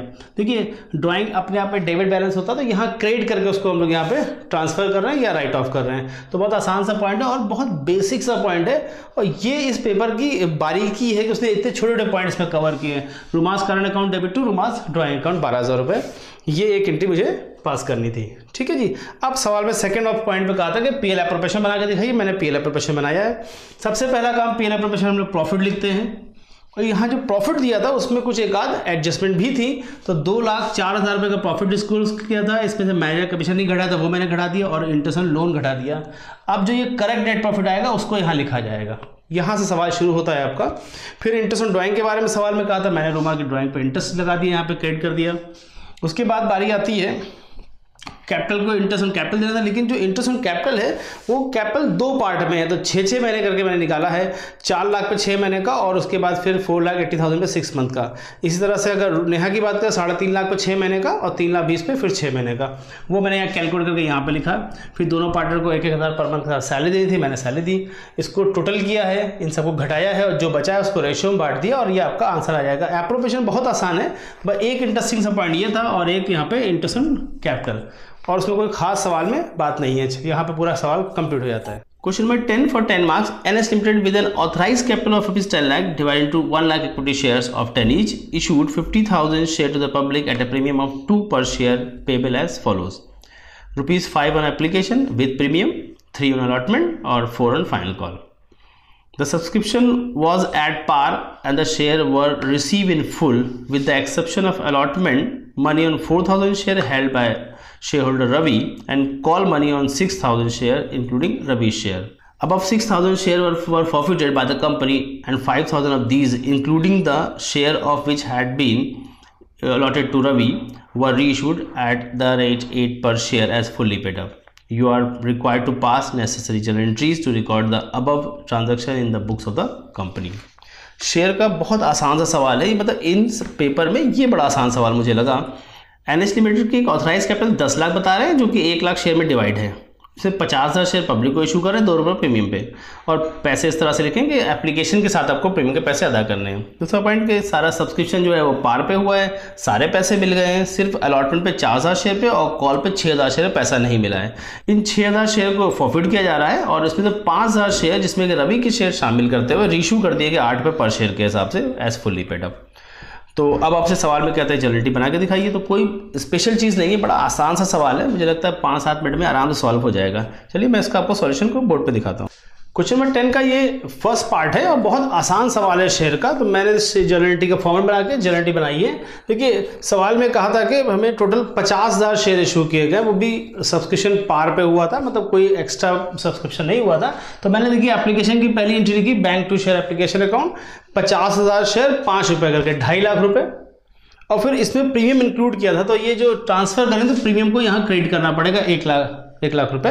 ये 2 बेसिक से पॉइंट हो गए। उसके बाद बारी आती है अलॉटमेंट। फिर अलॉटमेंट ड्यू किया मैंने, इसे नॉर्मल होता है 50,000 मल्टीप्लाइड बाय 3, तो ये आपका 1.5 लाख रुपए। जब हम इसको रिसीव करने गए तो रवि एक शेयर होल्डर था, उसके पास 4,000 शेयर थे, उसे पैसे नहीं दिए, तो कॉल्सिंग एरिया को डेबिट किया 4,000 × 3 12,000 और रिमेनिंग अमाउंट मैंने रिसीव कर लिया। यहाँ तक कोई दिक्कत नहीं है। फिर first call final call due होगी, जैसे नॉर्मल ड्यू होती है वैसे ही हुई है। जब रिसीव करने गए तो कह रहे हैं कि 6,000 शेयर पर एरियर हुआ है जिसमें रवि के शेयर भी शामिल हैं। तो हमने 6,000 पे एरियर कैलकुलेट किया और रकम कैलकुलेट कर ली। अब कह रहे हैं ये सारे के सारे 6,000 शेयर फॉरफिट करते हैं। मैंने एक फॉरफिचर की एंट्री बनाई, share capital account debit to calls in arrear to forfeiture, उस पर रकम लिख दी 6,000 शेयर मल्टीप्लाइड बाय 10, और प्रीमियम की कोई बात यहाँ पर नहीं होनी है, और टोटल एरियर कैलकुलेट करके यहाँ रख दिया। जो पैसा बच गया वो फॉरफिचर में डाल दिया।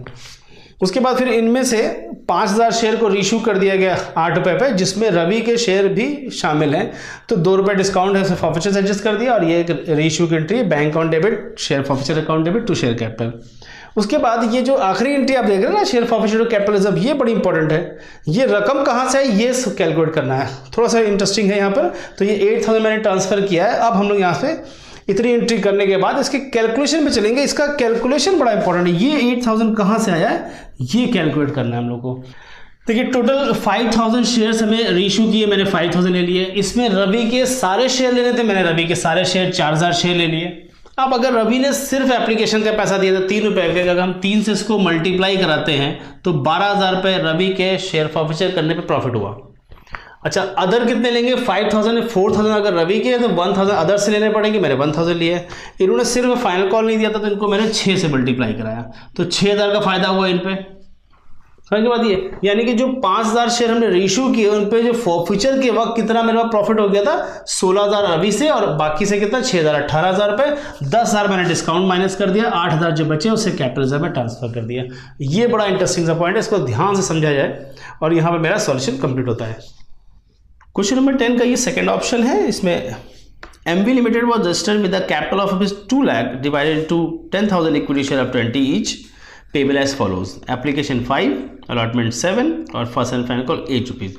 The company offered 5,000 shares to the public for subscription. It received application of 6,700 shares. From amongst the applicant, Vimal, who had applied for 1,500 shares, paid 7,500 on application but was allotted only 800 shares.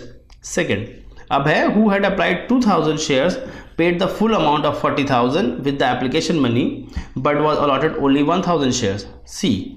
Nitin, who had applied for and allotted 500 shares, did not pay the allotment and call money when due. Final point, the remaining applicant paid as and when due. The surplus money paid by the both Vimal and Abhay was used toward allotment and call, and surplus beyond the call was refunded. The company forfeited Nitin's share after the final call. You are required to pass necessary entry to record above transaction in the book of the company. ये share का एक अच्छा सवाल है तो basic, लेकिन कुछ चीज़ें बड़ी इंपॉर्टेंट है। MV लिमिटेड है जिसकी ऑथराइज कैपिटल 2 लाख रुपए बता रहे हैं और 20 रुपये का एक शेयर है, जिसमें 5 रुपये, 7 रुपये और 8 रुपये 3 स्टेप पे पैसे मांगे गए हैं। कंपनी ने 5,000 शेयर पब्लिक को ऑफर किया और 6,700 एप्लीकेशन रिसीव हुई है। ओवर सब्सक्रिप्शन का छोटा सा पॉइंट, जो एप्लीकेंट है उनमें क्या क्या है, उनमें विमल एक एप्लीकेंट है, उन्होंने 1,500 शेयर के लिए अप्लाई किया था उनको और 7,500 रुपये जमा किए, जबकि उनको सिर्फ 800 शेयर ही अलॉट हुए। अब है जिन्होंने 2,000 शेयर के लिए अप्लाई किया था और पूरे पैसे यानी 40,000 पूरे पैसे एप्लीकेशन के साथ ही जमा कर दिए थे, जबकि 1,000 शेयर अलॉट किए गए। ये इंटरेस्टिंग पॉइंट होगा। Nitin who had applied, Nitin एक शेयर होल्डर, उनको 500 शेयर अप्लाई किए थे, 500 शेयर अलॉट हुए, उन्होंने अलॉटमेंट के पैसे और कॉल के पैसे नहीं दिए, बाकी सारे शेयर होल्डर ने वक्त पे पैसा चुका दिया। सरप्लस मनी में जो भी पैसा आपके पास आएगा उसमें से आपको यूटिलाइज करना है अलॉटमेंट में, कॉल में, और अगर ज़्यादा होंगे तो आपको रिफंड भी करना पड़ेगा। ये जो रिफंड करना है यहाँ पे थोड़ा सा सोचना पड़ेगा, थोड़ा कैलकुलेशन करना पड़ेगा। कंपनी ने नितिन के शेयर प्रॉफिट कर लिए और आपको जर्नलिटी बनाकर दिखाना है। चलिए ये भी सॉल्यूशन हम लोग बोर्ड पे देखेंगे, अच्छा होगा सवाल, उम्मीद करते हैं कुछ तो इंटरेस्टिंग है। ये पहला वाला ऑप्शन बड़ा आसान था, इसमें थोड़ा सा हमको लगता है कैलकुलेशन करना पड़ेगा। चलिए सॉल्यूशन की तरफ चलते। क्वेश्चन नंबर 10 का ये सेकंड ऑप्शन है जिसमें जर्नलिटी बनानी है, लेकिन सवाल शुरू करने से पहले कुछ कैलकुलेशन समझने पड़ेंगे, थोड़ा सा अलग तरीके का सवाल है। तो चलिए सबसे पहला जो पॉइंट है उसमें एप्लीकेशन में कितने पैसे मिले, ये सवाल में नहीं मिल रहा था कहीं पर, तो उसको कैलकुलेट करना पड़ेगा। तो अमाउंट रिसीव ऑन एप्लीकेशन को जब कैलकुलेट करेंगे तो सबसे पहला पॉइंट सवाल में लिखा था विमल एक शेयर होल्डर है, उसने 1500 शेयर के लिए अप्लाई किया था और 5 रुपये करके दिए, यानी 7500 उससे मिला। एक दूसरा शेयर होल्डर है उसने अभय ने 2000 शेयर के लिए अप्लाई किया और 20 रुपये पूरे पे कर दिए, यानी 40,000 उसने दिया था। और जो बाकी जो बचे हैं हमारे पास उन लोगों ने 3200 शेयर 5 रुपये करके दिया, यानी कुल मिलाकर 63,500 रुपीज़ यहाँ पे कलेक्ट हुई थी eight the time of application. ये तो एक पॉइंट हो गया। दूसरा पॉइंट ये है कि जो अभय है इनका थोड़ा सा कैलकुलेशन समझना पड़ेगा हमको यहाँ पर। वो ये कह रहे हैं कि उनको 2000 शेयर अप्लाई किए थे, पूरा पैसा दे दिया, जबकि उनको अलॉट सिर्फ 1000 शेयर हुए हैं। तो इनको कैसे हम लोग एडजस्ट करेंगे, देखिए जरा, अमाउंट जो रिसीव हुआ है वो 40,000 हुआ है, इसमें से जो एप्लीकेशन की रिक्वायरमेंट थी वो 5,000 रुपये थी, वो एडजस्ट हो गए। अब भी 35,000 बचे, ये 35,000 एक्सेस आ गए जिससे अलॉटमेंट, फर्स्ट कॉल वगैरह सब एडजस्ट होगा। तो 35,000 में से फिर मैंने अलॉटमेंट एडजस्ट किया तो 7,000 वो एडजस्ट हो गए। उसके बाद ही पैसा बच गया तो मैंने उसको फर्स्ट कॉल पे एडजस्ट कर लिया, 8,000 रुपये वो एडजस्ट हो गए, और जो बाकी पैसे बच गए थे वो यहाँ रिफंड करने पड़ेंगे 20,000। तो इतना सा कैलकुलेशन तो आपको बिल्कुल क्लियर करना पड़ेगा। जब ये बात समझ में आ जाएगी तब हम लोग जर्नलिटी कर सकते हैं। तो अब चलते हैं जर्नलिटी बनाते हैं। इसकी जर्नलिटी की बात करें तो मैंने देखिए फॉर्मेट बना लिया है और जो कैलकुलेशन किया था उसके हिसाब से उसके यहाँ पोस्ट करेंगे। मैंने एप्लीकेशन रिसीव की थी 63,500, तो मैंने एप्लीकेशन में 63,500 यहाँ पे लिख दिया, और जो रकम यहाँ लिखती है उसको यहाँ लिखा जाएगा बैंक टू शेयर एप्लीकेशन। ये पहली बेसिक एंट्री होती है, तो मैंने इस पर रकम लिख दी। रकम को थोड़ा कैलकुलेट करना था इसलिए मैंने आपको पहले वर्किंग समझाया है, ठीक है। 63,500 यहाँ पर आ गया। अब देखिए कैपिटल में जो रकम जाती है हमेशा ओरिजिनल अमाउंट जाएगी, नहीं जितने आपने ऑफर किए थे। यहाँ कितने ऑफर किए थे, 5,000 शेयर इंटू 5 25,000।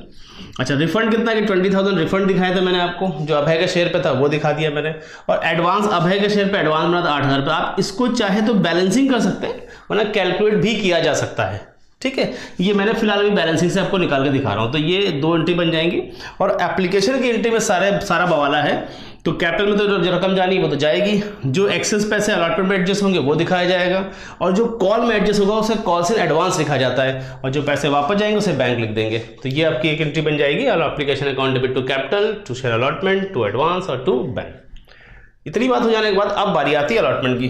तो नॉर्मल अलॉटमेंट की ड्यू करेंगे, ये सब 5000 में मैंने मल्टीप्लाई किया, 5000 × 7 allotment account debit to capital. आप नरेशन जरूर लिखेंगे, मैंने नरेशन नहीं लिखा क्योंकि वीडियो में सही से नहीं आ रहा था। ठीक है, चलिए आगे बढ़ते हैं। अब जब हम अलॉटमेंट के पैसे रिसीव करने गए तो एक साथ पैसे नहीं दे रहे, उनके पास 500 शेयर हैं, तो 500 पे 7 करके पैसे मिल नहीं रहे। दूसरा पॉइंट ये है कि 35,000 मांग रहे थे, उसमें से यहाँ से देखें ये 10,500 ये वाले एडजस्ट हो जाएंगे, एडजस्ट होने के बाद ये रकम यहाँ इतनी बचेगी 24,500, उसमें 3,500 मिलेंगे नहीं, तो बाकी पैसे मैंने यहाँ पे रिसीव दिखा दिया। ये बहुत इंपॉर्टेंट पॉइंट है कि अलॉटमेंट ड्यू होगी तो पूरी रकम से जितने पैसे यहाँ अलॉटमेंट में एडजस्ट हो चुके होंगे वो माइनस करके लिखा जाएगा, और जो पैसा नहीं देगा उसका एरियर दिखाएंगे, फिर बैलेंसिंग करके बैंक में रकम लिख दी जाएगी। ये पॉइंट हो जाता है। फिर फाइनल कॉल ड्यू की जाएगी, 8 रुपये की कॉल है, 5,000 × 8, ये बहुत आसान सा पॉइंट। जब इसका पैसे रिसीव करने जाएंगे तो क्या स्थिति होगी, देखिए बैंक अकाउंट डेबिट कुछ पैसा मिलेगा, कुछ एडवांस एडजस्ट होगा, एक साथ पैसे नहीं दे रहे उनका एरियर डालना पड़ेगा, और फिर शेयर फर्स्ट कॉल की रकम। तो पहला फर्स्ट कॉल सामने मैंने फर्स्ट कॉल की 40,000 रकम लिख दी, और एडवांस ऊपर से 8,000 रुपये मैं लेके आया था वो 8,000 लिख दिया, और जो एक साथ पैसे नहीं दे रहे जिनके पास 500 शेयर हैं 8 रुपये करके, तो 4,000 उनसे नहीं मिले, और इसको हमने बैलेंसिंग कर दिया। ठीक है, अब सवाल में कहता है ये 500 शेयर फॉरफिट करके दिखा दीजिए, तो फॉरफिचर की बेसिक एंट्री लिखनी है, share capital account debit to call से ये तो फॉरफिचर। तो हम लोग 500 शेयर फॉरफिट करने जा रहे हैं, और इस पर 20 रुपीज़ कॉल्ड अप वैल्यू है, तो 10,000 रुपये। एरियर को दोनों एरियर को मैंने ऐड करके यहाँ पे लिख दिया है, और बैलेंसिंग करके यहाँ पे ये रकम निकाल ली है। इस तरह से ये आपका जनरेटिव पूरी कंप्लीट हो जाती है। सवाल बहुत बढ़िया सा था, कुछ कैलकुलेशन को ध्यान से समझना पड़ेगा। क्वेश्चन नंबर 11, जिसमें 5 क्वेश्चन मिलेंगे एक नंबर के, 2 MCQ और 3 1 वर्ड वाले आंसर लिखने होते हैं। पहला फर्स्ट क्वेश्चन मेरे पास जो है वो MCQ है। इसमें कह रहे हैं a company had current assets of ₹3 lakh and liability of 1,50,000 having a current ratio of 2:1. What will be the company's revised current ratio after it collect 20,000 cash from its debtors of 25,000, the remaining bad debtors being bad? तो एक company का revise आपको current ratio निकालना है, और जबकि उसने 25,000 रुपये के डेटर से 20,000 रिसीव किए हैं, यानी कि अगर आप देखें तो इनका एसेट घट जा रही है। अगर न्यूमरेटर घटेगा तो आपका जो नया रिवाइज जो भी आपका रेशियो होगा वो कम हो जाएगा। इसका मतलब इसका डी आंसर बिल्कुल सही होगा, 1.9:1। Second question, during the year 2021-22, SM Limited issued 10,000 10% debenture of 100 each at a discount of 10% to be redeemed after 3 years. The company had a balance of 60,000 in its security premium reserve. What amount will be added under operating activity as discount issue of debenture written off in the cash flow statement of SM Limited for the year 2021-22? सवाल में कह रहे हैं SM limited ने 10,000 debenture 100 रुपये वाले 10% discount पे issue किया, जिनका रिडेम्पशन 3 साल बाद होना है, और कंपनी के पास सिक्योरिटी प्रीमियम रिजर्व में 60,000 रुपये। अगर आप 10,000 डिबेंचर को 100 से मल्टीप्लाई करते हैं तो ये 10 लाख हो जाते हैं, 10 लाख का 10% 1 लाख, और 1 लाख रुपए के डिस्काउंट को राइट ऑफ करने के लिए पहले सिक्योरिटी प्रीमियम का इस्तेमाल किया जाएगा, बाकी बचेंगे 40,000, उसको राइट ऑफ करना होगा। अब क्वेश्चन आपसे कहते हैं what will be added under operating activity as discount issue debenture written off in the cash flow statement of SM limited for the year 2020-21। अब कह रहे हैं जब हम इस कैश फ्लो स्टेटमेंट बनाएंगे तो उसमें कितने पैसे ऑपरेटिंग एक्टिविटी में ऐड करने पड़ेंगे। तो 60,000 सिक्योरिटी प्रीमियम से एडजस्ट हो गया, तो इसका 40,000 इसका सही ऑप्शन होगा।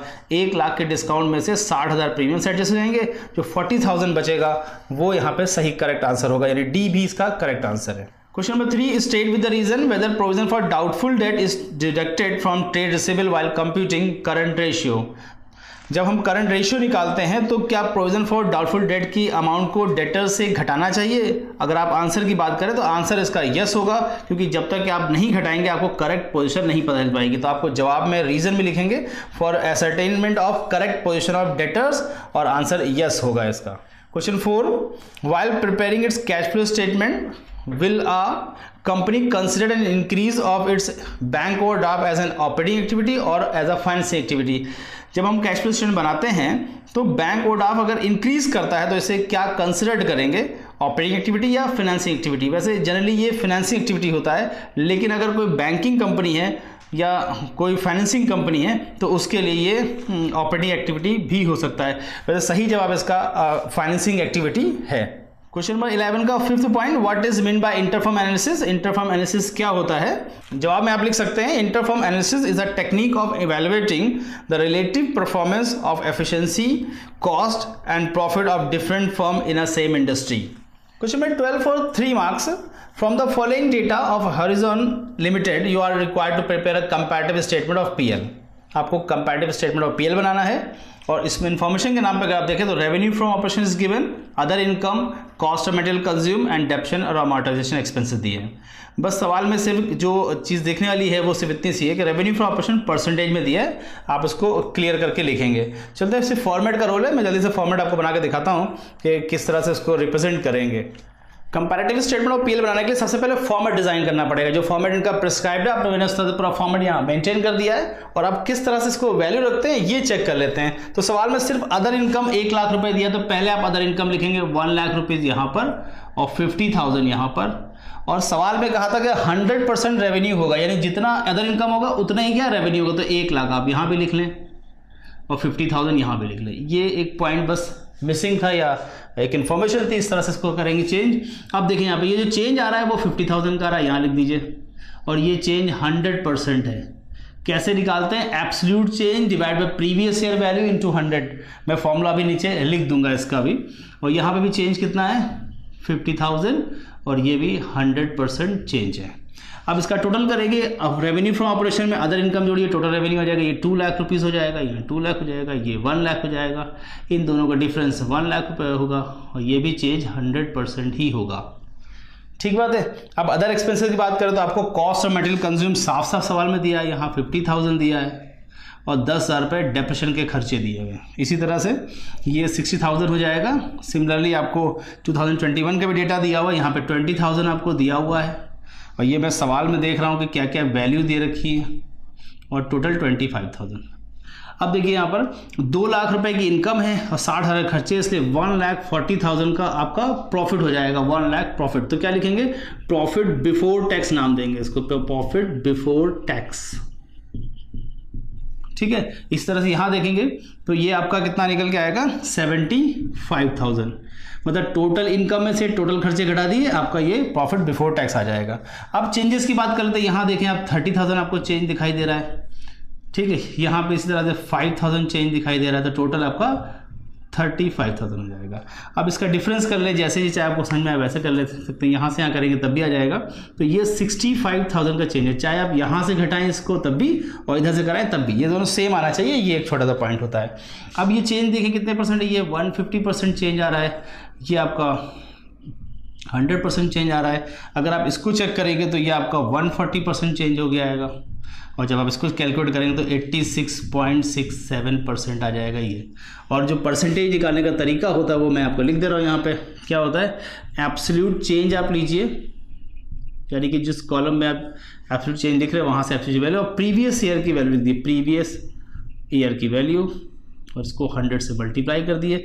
इस फॉर्मूले पे सारे परसेंटेज कैलकुलेट किए मैंने। Question number 13 for 6 marks. Cash flow का एक कंप्लीट सवाल है। From the following information of Hoopla limited you are required to prepare a cash flow statement as per accounting standard 3 for the year 21-22। Profit for the year 21-22 before considering dividend and tax, but after taking into account the following items: deduction, interest payable to loan, and profit on sale of investment, the book value of which was 2,20,000. During the year 2021-22, the company paid tax which was provided in 2020-21 4,40,000, issued 66,000 equity share of 10 each 6,60,000, repaid bank loan 15 lakh, interest paid on bank loan 3 lakhs, paid dividend 5 lakh. Trade payable decreased by 10,000. Cash at bank increased from 60,000 on 1st April to 7 lakh on 31st March 2022. सारी की सारी information जो है वो बड़ी complete है, clear the हुई है, कहीं कोई बात छुपी हुई नहीं, सिर्फ एक आध 2 पॉइंट को छोड़ गए। सबसे पहला पॉइंट आपको नेट प्रॉफिट बिफोर टैक्स दिया हुआ है, यानी इसमें भी कोई प्लस माइनस नहीं करना, 15,80,000 पूरा लिख देना है। उसके बाद आपको डेप्शन साफ साफ बता दिया 5.5 लाख रुपए का, इंटरेस्ट पेबल ऑन लोन 3,80,000 रुपये का दिया है। Profit on sale of investment जिसकी बुक वैल्यू 2,20,000 रुपये, 1 लाख के प्रॉफिट बेचा गया, यानी 3,20,000 रुपये की सेल कंसिडर करनी पड़ेगी और 1 लाख रुपये का प्रॉफिट आया है। फिर साल भर के दौरान कंपनी टैक्स पे किया जिसे पिछले साल प्रोवाइड किया था, तो यानी 4,40,000 रुपये। ये भी बड़ा आसान सा पॉइंट है, इसमें भी कुछ आपको नहीं करना, सिर्फ टैक्स पेड दिखाना पड़ेगा। इक्विटी शेयर हुए 6,60,000 रुपये इशू किए, वो भी ठीक है। रीपेड लोन भी 15 लाख साफ साफ दिया हुआ है। इंटरेस्ट पेड और लोन 3 लाख रुपये लिखा है, डिविडेंड पे भी दिया हुआ है। और जो लायबिलिटी है उसमें एक लायबिलिटी से ट्रेड पेबल डिक्रीज हो रहा है, उसके बाद ओपनिंग कैश और क्लोजिंग कैश आपको साफ साफ लिख के दिया हुआ है। यानी कंप्लीट कैश फ्लो बनाने की सारी इंफॉर्मेशन अवेलेबल है, बस इसको खाली फॉर्मेट में पिरो के लिख देना है, इतना काम करना है। चलिए हम लोग चलते हैं फटाफट इसके कैश फ्लो स्टेटमेंट बनाते हैं बोर्ड पर और वहां चेक करते हैं क्या प्रॉब्लम होने वाली है।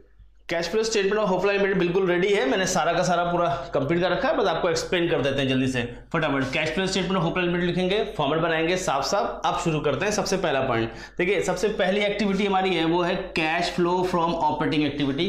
कि ऑपरेटिंग एक्टिविटी से कितना पैसा हम या इनफ्लो या आउटफ्लो हो रहा है ये चेक करना होता है। तो शुरुआत होती है net profit before tax and dividend, ये साफ साफ सवाल में दिया हुआ है। 15,80,000 पहली अमाउंट दी हुई है, मैंने वो लिख दिया। उसके बाद एक adjustment for non cash item या नॉन ऑपरेटिंग आइटम की हेडिंग डालेंगे और इसमें हम लोग नॉन कैश ट्रांजैक्शन या नॉन ऑपरेटिंग ट्रांजैक्शन को रिकॉर्ड करते हैं। तो देखिए इसमें सबसे पहले हम लोग क्या लिखेंगे, ऐड करेंगे डेप्शन ऑफ एसेट्स 5.5 लाख रुपए, साफ साफ लिखा है, आपको कुछ प्लस माइनस नहीं करना है, कोई कैलकुलेट नहीं करना है। उसके बाद यहाँ पे इंटरेस्ट पेड लिखा था, वो मैंने यहाँ लिखा दिया दोनों रकम, इनको नेट प्रॉफिट में जोड़ेंगे तो फिर 25,10,000 यहाँ पे हो जाएगा। उसके बाद जो इन्वेस्टमेंट बेचा था उस पर 1 लाख का फायदा हुआ था, वो यहाँ गेन को माइनस करना पड़ेगा। देखिए मैंने यहाँ गेन को ये माइनस करा दिया, ठीक। जैसे ये गेन माइनस कराएंगे तो मुझे नई रकम मिलेगी, इसका नाम रख देंगे क्या, operating profit before working capital changes. यहां तक हम लोग पहुंच गए, यानी बिफोर वर्किंग कैपिटल चेंजेस, यानी वर्किंग कैपिटल के चेंजेस से पहले का प्रॉफिट यहाँ अवेलेबल है। अब हमें सिर्फ वर्किंग कैपिटल चेंजेस में सिर्फ एक आइटम देख रहे हैं जो नीचे पड़ा हुआ था बी पॉइंट में, ट्रेड पेबल डिक्रीज हुए थे, तो हेडिंग डालेंगे डिक्रीज इन करंट लायबिलिटी और उसको यहाँ पे ट्रेड पेबल माइनस कर देंगे 10,000 रुपये। अब ये 24 लाख रुपए बच गया है, इसको नाम देंगे कैश जनरेटेड फ्रॉम ऑपरेशन और उसके बाद फिर हम टैक्स माइनस करेंगे और फिर जो रकम बचेगी उसको रिजल्ट के तौर पे बाहर लिख देंगे और क्या लिखेंगे, net cash flow from operating activity.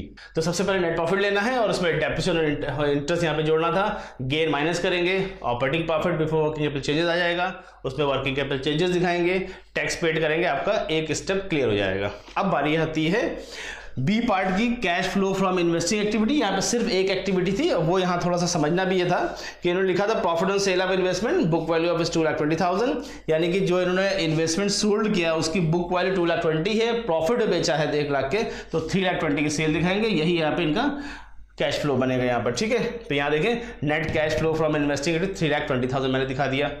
फिर बारी आती है लास्ट एंड फाइनल स्टेप की, सी पार्ट में, इसमें cash flow from financial activity भी डिस्कशन होना है। इसमें जो कंपनी ने 2-3 इन्फॉर्मेशन दी है आपको यहाँ पर। सबसे पहले information, proceed from sale of share से 6,60,000 रुपये, 66,000 शेयर 10 पहले इशू किए थे, 6,60,000 रुपये, ये पॉजिटिव है यहाँ पे है। उसके बाद सब नेगेटिव है, रीपेमेंट ऑफ बैंक लोन साफ साफ लिखा हुआ है 15 लाख का। उसके बाद इंटरेस्ट पेड किया था बैंक लोन पे 3 लाख रुपए और डिविडेंड पे किया था 5 लाख रुपए, सब मिलाकर 23 लाख रुपए, इससे घटा देंगे, ये नेगेटिव आ जाएगा, इसलिए यहाँ पे हम लोग कैश लॉस लिखेंगे, net cash loss from financial activity. अब तीनों एक्टिविटी की अमाउंट को आपस में सम किया जाएगा, जब हम इन सबको जोड़ेंगे तो 6,40,000 पॉजिटिव आ जाएगा और उसका नाम रखेंगे नेट इंक्रीज इन कैश और कैश इक्विवेलेंट। और इसी में हम लोग क्या करेंगे, ओपनिंग कैश का बैलेंस जोड़ेंगे और जैसे ही ओपनिंग कैश जोड़ेंगे क्लोजिंग वाला आपका आंसर आ जाएगा और यहाँ पे आपका कैश फ्लो स्टेटमेंट कंप्लीट हो जाता है। क्वेश्चन नंबर 13 का ये सेकंड ऑप्शन है, कैश फ्लो स्टेटमेंट यहाँ ही बनाना है, वो भी कंप्लीट कैश फ्लो स्टेटमेंट बनाना है। From the following balance sheet of Rainbow limited you are required to prepare a cash flow statement as per AS3 for the year 2021 and 22. There is a balance sheet given in the question. Share capital, reserve and surplus, long-term borrowing, debentures, short-term provision for taxation, non-current assets and property, plant and machinery, and current assets, cash and bank balance. Notes to account, there is notes to account, general reserve and bank balance there. Additional information, during the year 2021 the company sold a machine for 90,000 at a loss of 10,000, issued the 5% debenture on 31st March 2022, a discount of 10%, the discount was written off from general reserve। बहुत अच्छा basic सवाल है और कुछ technical चीज़ें भी हैं, चलिए फटाफट हम बैलेंस शीट को ऑब्जर्व करते हैं। इसमें बैलेंस शीट दी गई है, बैलेंस शीट में सब कुछ बड़ा ठीक ठाक है। एक नोट्स टू अकाउंट लगा हुआ है जिसमें ये रिजर्व एंड सरप्लस को एक्सप्लेन कर रहे हैं। बाकी बैलेंस शीट में कोई एक्सप्लेन करने वाला पॉइंट नहीं है। नीचे कुछ एडिशनल इन्फॉर्मेशन में एक मशीन बेची है 90,000 रुपए की और 10,000 का लॉस हुआ है। फिर कंपनी ने 5% डिबेंचर साल के एंड पर 31 मार्च 2022 को 10% डिस्काउंट पे इशू किया, जिसमें एक नया पॉइंट ये है कि डिस्काउंट को राइट ऑफ जनरल रिजर्व से किया गया है। तो इन छोटी छोटी बातों का ख्याल रखते हुए हमको एक कैश फ्लो बनाना है। तो हम लोग चलते हैं बहुत जल्दी से अपने कैश फ्लो को सॉल्व करते हैं बोर्ड पर और वहां देखते हैं क्या दिक्कत है। सवाल के सॉल्यूशन से पहले एक आध छोटी छोटी वर्किंग करनी पड़ेगी। मैं उस वर्किंग की अगर बात करूं तो मुझे सबसे पहले net profit before tax and dividend calculate करना पड़ेगा। मैंने हेडिंग डाल दी net profit before tax and dividend. सवाल में अगर हम देखेंगे तो जो नोट 1 लगा हुआ था जिसमें रिजर्व एंड सरप्लस को एक्सप्लेन किया गया था, उसमें मुझे प्रॉफिट का डिफरेंस 30,000 रुपये दिखाई दे रहा है। दूसरा पॉइंट, रिजर्व का डिफरेंस 10,000 रुपए है, लेकिन रिजर्व में से 9,000 रुपए डिस्काउंट और इशू और डिबेंचर माइनस किया गया था, तो मैंने वो यहाँ पे ऐड कर लिया, तो 90,000 हो गया। और जो टैक्स है वो करंट ईयर का जो टैक्स की वैल्यू है वो 30,000 ऐड करेंगे, 79,000 net profit before and tax dividend आ जाएगा। तो ये यहाँ पे मैंने पहले कैलकुलेट कर लिया। फिर चलेंगे अभी हम लोग कैश फ्लो में। इसके बाद हमको एक प्लांट एंड मशीनरी अकाउंट बनाना है, जहां पर ये देखिए प्लांट मशीन बनाना है, वहां पे क्या मिसिंग है ये पता करना होगा। सबसे पहले ओपनिंग बैलेंस लिखा, फिर मैंने यहाँ पे क्लोजिंग बैलेंस लिख दिया। ये बड़ा बेसिक सा स्टेप्स होता है। उसके बाद एक इन्फॉर्मेशन सेल की आई थी, कहा था कि 90,000 रुपये की मैंने प्लांट मशीन बेची, जिसमें 10,000 का लॉस हो गया है, मैंने वो भी लिख दिया। अब इनको जोड़ेंगे तो 7,80,000 आ जाएगा, तो यहाँ पे 7,80,000 ही होना चाहिए। जब आप इसको कैलकुलेट करेंगे तो 7 लाख हो जा रहा है। तो 80,000 जो डिफरेंस आ रहा है हम उसको यहाँ पे डेप्रिसिएशन नाम देंगे, यानी इस सवाल में ये डेप्रिसिएशन मिसिंग था, बैलेंसिंग फिगर से मैंने कैलकुलेट कर लिया। तो ये डेप्शन काम का है, ये पीएल लॉस है वो, और ये sale proceed of plant machinery, इन सब का इस्तेमाल हम लोग कैश फ्लो में करते हैं। अब हम बनाते हैं cash flow statement. Cash flow statement मैंने फॉर्मेट बना दिया, पूरा कंप्लीट सॉल्यूशन लिख दिया। अब आप फटाफट देखेंगे। सबसे पहला ऑप्शन हमारे पास होता है A part, cash flow from operating activity मैंने लिखा। इसमें सबसे पहले चाहिए होता है net profit before tax and dividend, मैंने 79,000 अभी मैंने वहां कैलकुलेट किया था, लाके यहाँ रख दिया। 2-3 एडजस्टमेंट है नॉन कैश और नॉन ऑपरेटिंग आइटम की, मैंने हेडिंग डाली एडजस्टमेंट फॉर नॉन कैश और नॉन ऑपरेटिंग आइटम। इसमें डेप्शन ऑफ प्लांट मशीनरी दिखा था और loss on sale of machinery दिखाना था। उन दोनों की रकम को मैंने ऐड कराया इसके साथ, तो 1,69,000 रुपीज हो गया। अब इसमें से टैक्स पेड माइनस कर देंगे। अब आपका net cash flow from operating activity count हो जाएगा। बड़ा आसान है। सबसे पहले नेट प्रॉफिट बिफोर टैक्स लिया, उसमें 2 खर्चों को ऐड कराया है और टैक्स माइनस कीजिए और आपका आंसर रेडी। सेकेंड पॉइंट में चलते हैं, cash flow from investing activity. Investing activity सिर्फ एक एक्टिविटी हमारे पास है, cell proceed of plant machinery 90,000, उसे मैंने यहाँ काउंट कर लिया। ठीक है, क्या लिखा है, net cash flow from investing activity. एक ही पॉइंट था, कोई दूसरा पॉइंट ही नहीं है, बड़ा आसान सा हो गया ये। अब फाइनल स्टेप पे आते हैं, C part, cash flow from financing activity. ठीक है, तो इसमें एक ही पॉइंट था, क्या था, सेल प्रोसीड फ्रॉम डिबेंचर्स था। 90,000 रुपए के डिबेंचर 10% डिस्काउंट पे इशू किया, तो 81,000 का सेल प्रोसीड आएगा यहाँ पे, वो मैंने यहाँ पे लिख दिया। ठीक है, इसको नाम दे दिया net cash flow from financing activity. ठीक है जी, अब बारी आती है जब हम इन तीनों एक्टिविटीज के टोटल को ऐड करेंगे, इन सबको ऐड करेंगे यहाँ पर, तो मेरे पास जो टोटल रकम आएगी इसको नाम देते हैं हम नेट इंक्रीज इन कैश और कैश इक्विवेलेंट। और इस फाइनल अमाउंट पे, इस अमाउंट में जैसे ही हम लोग ओपनिंग कैश का पैसा ऐड करेंगे, क्लोजिंग के बराबर वैल्यू आ जाएगी और यहाँ पे आपका आंसर कंप्लीट हो जाएगा। बस यही इंपॉर्टेंट सा पॉइंट होता है कि इसमें आपको ऐड करना है। क्या ऐड करना है, जितना भी नेट इंक्रीज आया था उसमें ओपनिंग कैश बैलेंस जोड़ेंगे तो क्लोजिंग का कैश बैलेंस आंसर आ जाना चाहिए। और अगर आपका आ जाता है तो इसका मतलब आपका कैश फ्लो 90% मान के चलिए सही हो गया, और ये आपका कंप्लीट सॉल्यूशन है। क्वेश्चन नंबर 14 फॉर 6 मार्क्स, ये पेपर का लास्ट क्वेश्चन है और इसमें 4 में से 3 को अटेम्प्ट करने हैं। Answer any 3 of the following questions. Number 1, calculate debt to total asset ratio of more limited up to 2 decimal from the following information. Number 1, property, plant machinery and intangible assets, share of XYZ limited, long term loan advances, current assets, current liability and total debts. सवाल में बहुत सारी assets और बहुत सारी liability दे रखी है और इसमें हमको टोटल एसेट काउंट करना है और टोटल डेट निकालना और उसके फॉर्मूले में रख देना और आंसर आ जाएगा। बड़ा आसान सवाल है। चलिए इसका सॉल्यूशन हम बोर्ड पे चेक करते हैं। सॉल्यूशन में सबसे पहले हमको टोटल एसेट काउंट करना पड़ेगा। अब सवाल में हम जब देखेंगे टोटल एसेट में क्या क्या अवेलेबल है, तो property, plant machinery, intangible assets के 20 लाख रुपए मैंने वो लिख दिए हैं। शेयर ऑफ XYZ लिमिटेड, ये भी एसेट्स है, इन्वेस्टमेंट है, मैंने वो भी लिख दिया है यहाँ पर, 2 चीजें। उसके बाद लॉन्ग टर्म लोन एडवांसेस दिया है, वो भी एसेट्स होता है, मैंने उसको भी लिख दिया। और फिर फाइनली करंट एसेट्स लिखा हुआ, मैंने करंट एसेट्स भी यहाँ पे डाल दिया है। ठीक है जी। चलिए ये लॉन्ग टर्म है, इसका मतलब करंट एसेट में शामिल नहीं होगा, मैंने अलग से इसे ऐड किया है। तो टोटल करेंगे 32 लाख रुपीस आ जाएगा। यहाँ पे टोटल एसेट आ गया। आप फॉर्मूला पहले समझ लीजिए, जब फॉर्मूला देखेंगे डेट टू टोटल एसेट चाहिए, तो हमें टोटल एसेट चाहिए था, फिर डेट चाहिए, मैंने टोटल एसेट पहले काउंट कर लिया। अब डेट का मतलब लॉन्ग टर्म बोरिंग से होता है। यहाँ पे टोटल डेट दे रखा है, मैंने टोटल डेट लिखा और उसमें करंट लायबिलिटी माइनस कर देगी, मेरा डेट निकल आएगा, ये लॉन्ग टर्म डेट होगा। अब इसको सिंपली फॉर्मूला में रखना और आंसर आ जाएगा। तो फॉर्मूला क्या कहता है, debt to total asset, debt upon total assets.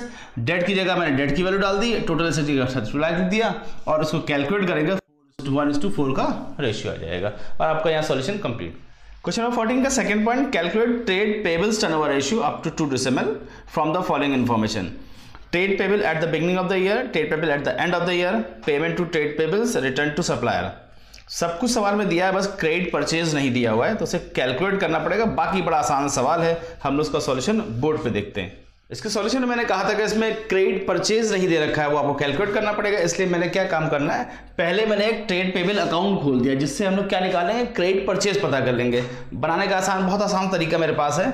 सबसे पहले हम लोग ओपनिंग बैलेंस देखेंगे और क्रेडिटर्स एक लायबिलिटी होती है, इसलिए क्रेडिट साइड में इसका ओपनिंग बैलेंस दिखा जाएगा, यानी कि बिगिनिंग में जो रकम होती है, और सीडी यानी क्लोजिंग बैलेंस को हम लोग यहाँ एंड में यहाँ पे लिखेंगे डेबिट साइड में। ये दो इन्फॉर्मेशन।